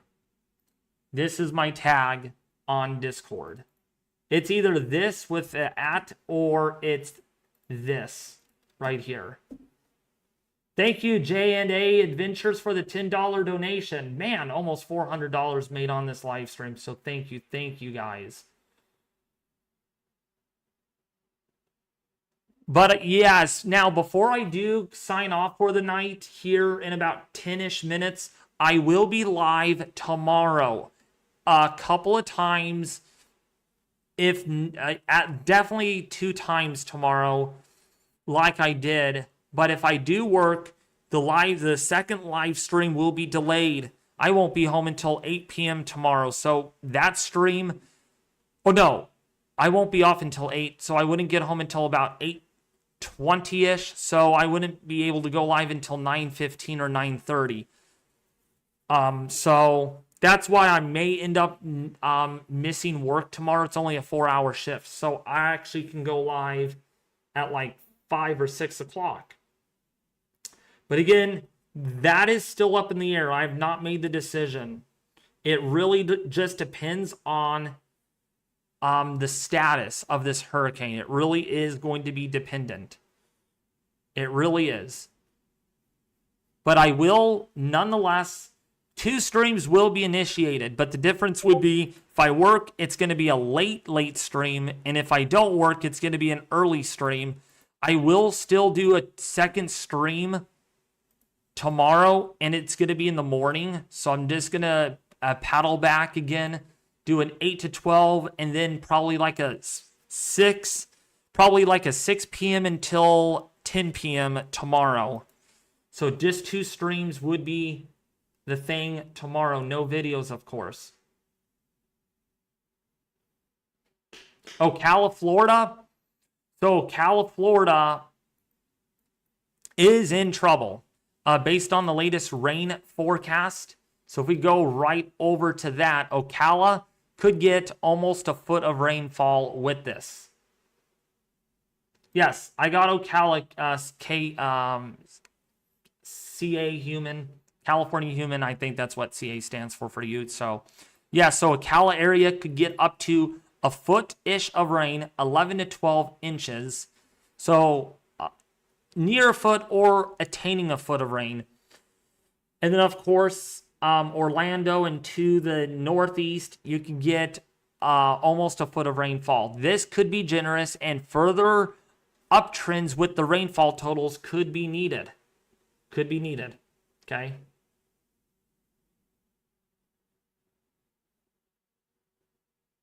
Have you seen my new run? No, I have not.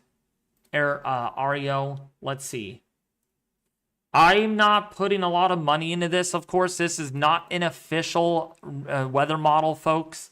I want to make it clear. But this is for my friend Ario on Discord. And as you can see, winds, wow. So it does weaken. So that's what he's showing. And it gets to 172. Probably this would be in the next 12 hours. And then gets to 181, which is a possibility, actually. And then the eye really opens up because that wind shear does pick up. It actually may try to hold on a little bit more, but it does weaken still nonetheless. So maybe a high-end Cat 3 here, maybe a low-end Cat 4. But again, this is not an official model from the National Weather Service. This is my friend let alone. But it does kind of illustrate the possible outcome here. And he does show this going just to the north of Tampa, like what our other hurricane models are showing. So there is some consistency here.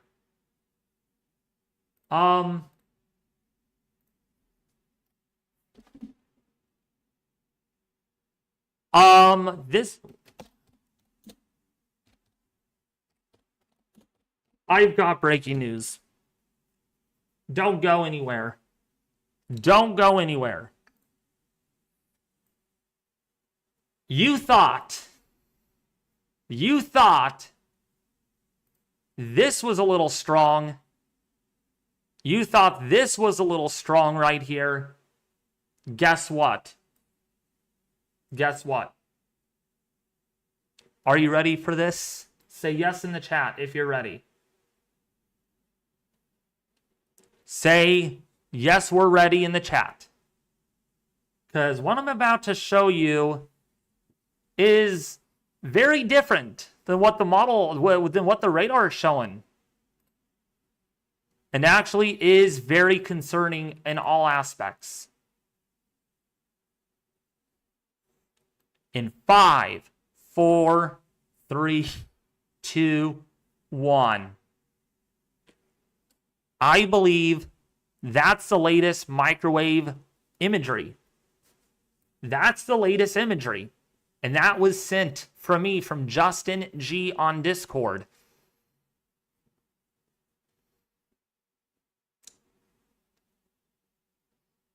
That's the latest microwave imagery. That's a complete eyewall. That is no longer a secondary eyewall in that.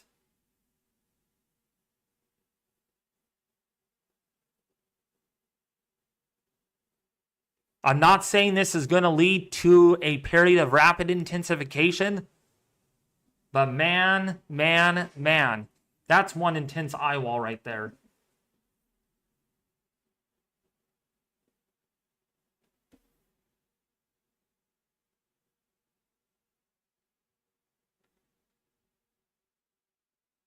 So we can see this not just from radar or from the clouds, but we could actually see this from an imagery like this.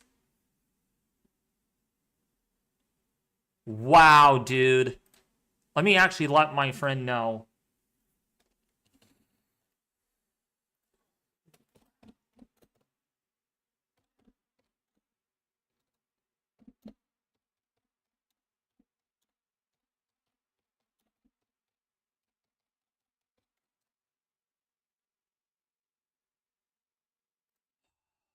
Look at how symmetrical this eye has gotten. Look at how symmetrical this eye is getting. And look at the eye getting more clear. And I know, right? It happens so fast. Yeah, that's what happens when you get small systems. Small systems. Oh, we have a new mission en route. But it is not a low-level mission. It is a upper-level dropsonde. Stop. Why are they doing dropsonde missions? Like, seriously, why? Well, actually, you know what? It's because of that dry air. They want to try to find where that dry air is. So, man.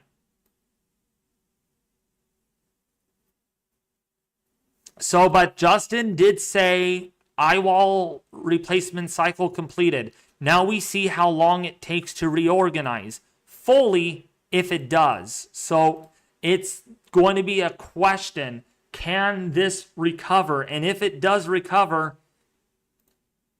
how strong could it get again? What will it be when it recovers? That's going to be the question. Want to ask if I can talk to the community on Discord. If so, how do I do that? I might need further updates. Thanks, David. So J&A, if you're in the Discord server, so of course, I'm not going to do a Discord tutorial on here. I don't think 2,300 people want to see this, but what you would do is if you're in this server, by the way, I put the server link is in the description. So if you want to be part of that server, which I see a lot of people have joined already, so welcome aboard if you are in. So that's the link. So once you join, you're going to be greeted to rules. Actually, yeah, rules. Read those carefully. And once you do, you are more than happy to be in the server. All right. And how you chat is simply like say, hello. How's everyone? So you just say, hello, how's everybody? You just type down here. And look at Sunfire just said, hi. Hello, M8. So that's how it works. You can send emojis. You can do a lot of fun stuff. And you could even join right here in Lobby 1. Right now I'm in Lobby 1. I don't want to be in Lobby 1. And then you can actually do live interactions. You could screen share. You can go live. You can do a lot of stuff in the server. So, sorry to promote that, but someone was wondering, how do I do this? I'm new to Discord. Now, Discord's a little complicated if you don't really know how to use it. And if you're just a new user, that's how I was like 7 or 8 years ago. I kind of know the ins and outs of it. So that's kind of the other way I interact. I'll probably have to be much more active in there because my server is getting bigger. So I might interact in there for a little bit tonight, probably for about 15 minutes after the stream, but then I do need to get to bed. What's up, Captain Apina? How are you doing? So this looks very nasty again. This looks very symmetrical. Notice the CDO is smooth again. The CDO has that smooth appearance. And I freaking swear, if this eye it's bigger and if it's going to be more clear, then we definitely have a hurricane that we may not have seen yet. Cairo. No, the Eyewall replacement cycle has finished. Officially has finished, according to Justin G's analysis. Which is a big problem because now the system is going to re-intensify. How quick will it re-intensify? Again, how quick is going to be important. But there is a lot of lightning on this. I mean, we're getting tons of lightning. The cloud tops are not as cold as they were earlier.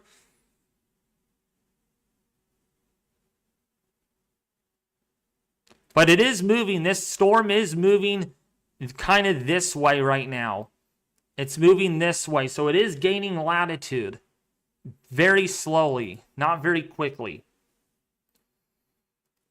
But again, today is going to be another big day on how this progresses. How strong will it get? All right? Because once the wind shear picks up, which it, based on the moisture plot here, the wind shear does begin. Actually, if we look at the halves B moisture plot, that's probably a bit more-ish accurate. This could theoretically be symmetrical. Let me look at simulated satellite. So the symmetrical appearance will really wane away by Tuesday night. So really until late tomorrow night into early Wednesday morning is when the system has some opportunity of intensifying. But once that wind shear picks up, the system will really fall apart.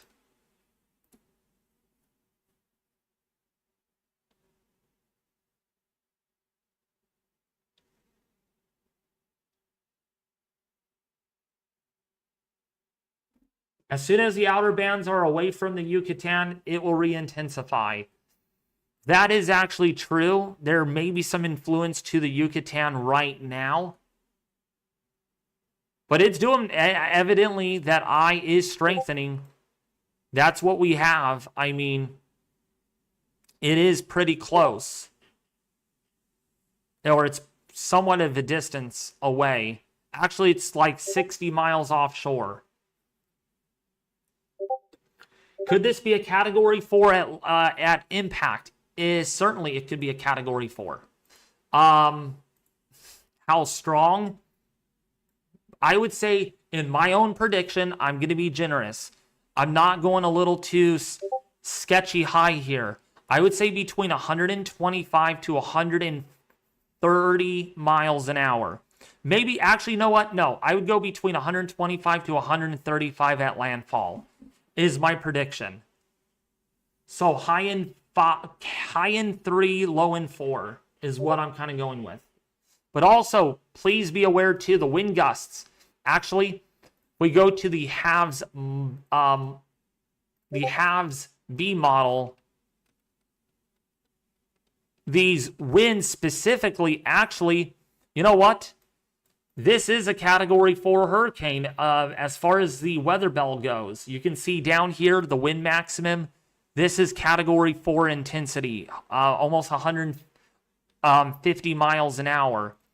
On this particular model, now, again, what I just said is, again, a very slim possibility, all right, until we get more consistency and more accurate nowcasting on the system. But this will have winds potentially up to 100 miles an hour over the Tampa Bay area, which is catastrophic. Catastrophic with winds in the lower levels where the buildings are, could have winds up to sustained winds up to 100 and maybe 30, 140 miles an hour. And some funneling effects with the buildings, which, by the way, I wanted to show you that. Then I'm going to have to kind of call it a night here. Some funneling effects because of the wind here. You can get winds accelerating through here at over 170, 180 miles an hour, possibly even 200 miles an hour, perhaps. Yeah, buildings could channel the wind through pretty quickly. If you imagine you get southwesterly wind here, you can get winds that really channel through here. and they could cause a lot of problems, more extreme damage than the surrounding wind itself.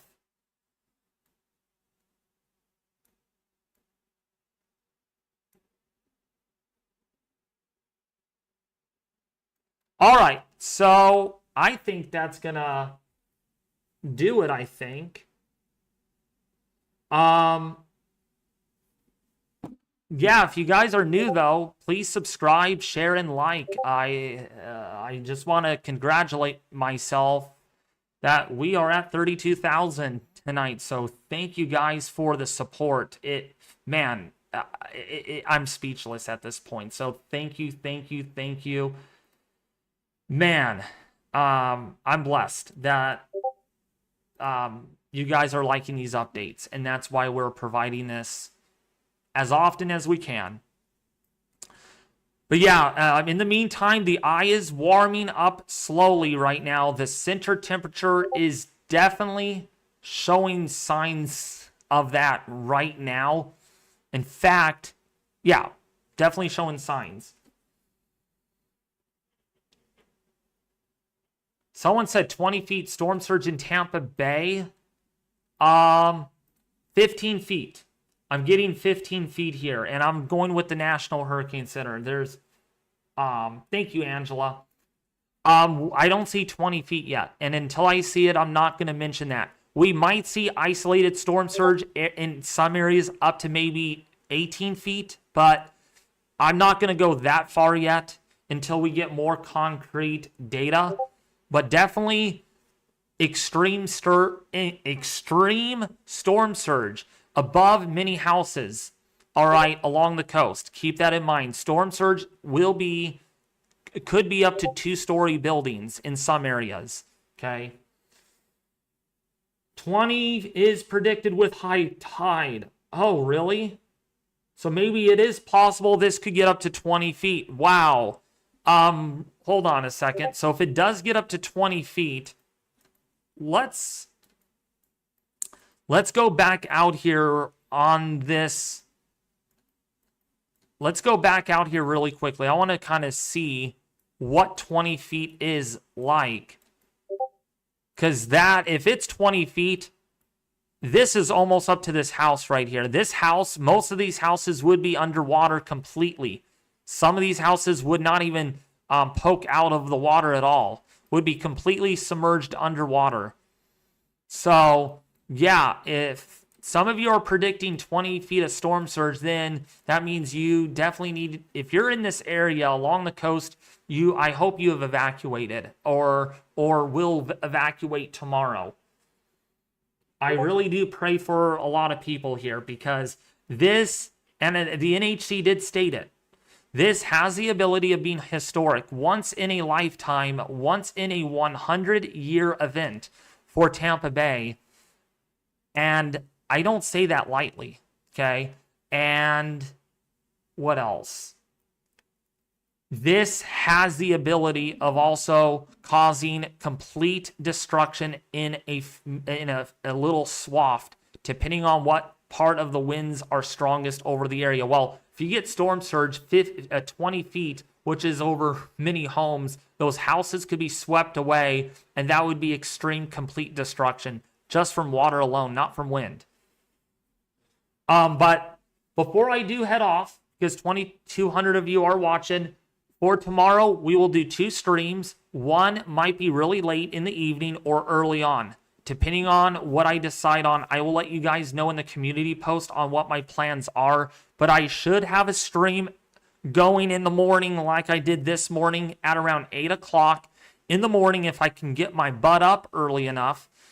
And then do another stream tomorrow, all right? Because this is pretty concerning. This really is. And until this makes landfall, we're going to keep you all updated here on the channel. And one other thing, what did I forget? As far as Wednesday goes, so tomorrow's Tuesday, so Wednesday, I'm planning to go live for about 12 to 15 hours. We're going to be having live camera footage. If people in the chat are nice enough to put those in the links in the Discord server where it says camera links Milton, that would help out. As long as they're not copyrighted and stuff, we're good on that, because I want to provide live webcam footage of storm surge, of strong winds. I also want to provide real-time weather station data and power outages and that sort of thing. We are going to make this the most important, honest, best stream possible for you all. And I could only do that if you guys do help out a lot too, such as the moderators. Well, anyways, that is going to sum it up for this live update discussion on major catastrophic hurricane Milton with 155 mile an hour winds. Be safe, folks. I will see you in the morning with another update on this mega beast hurricane.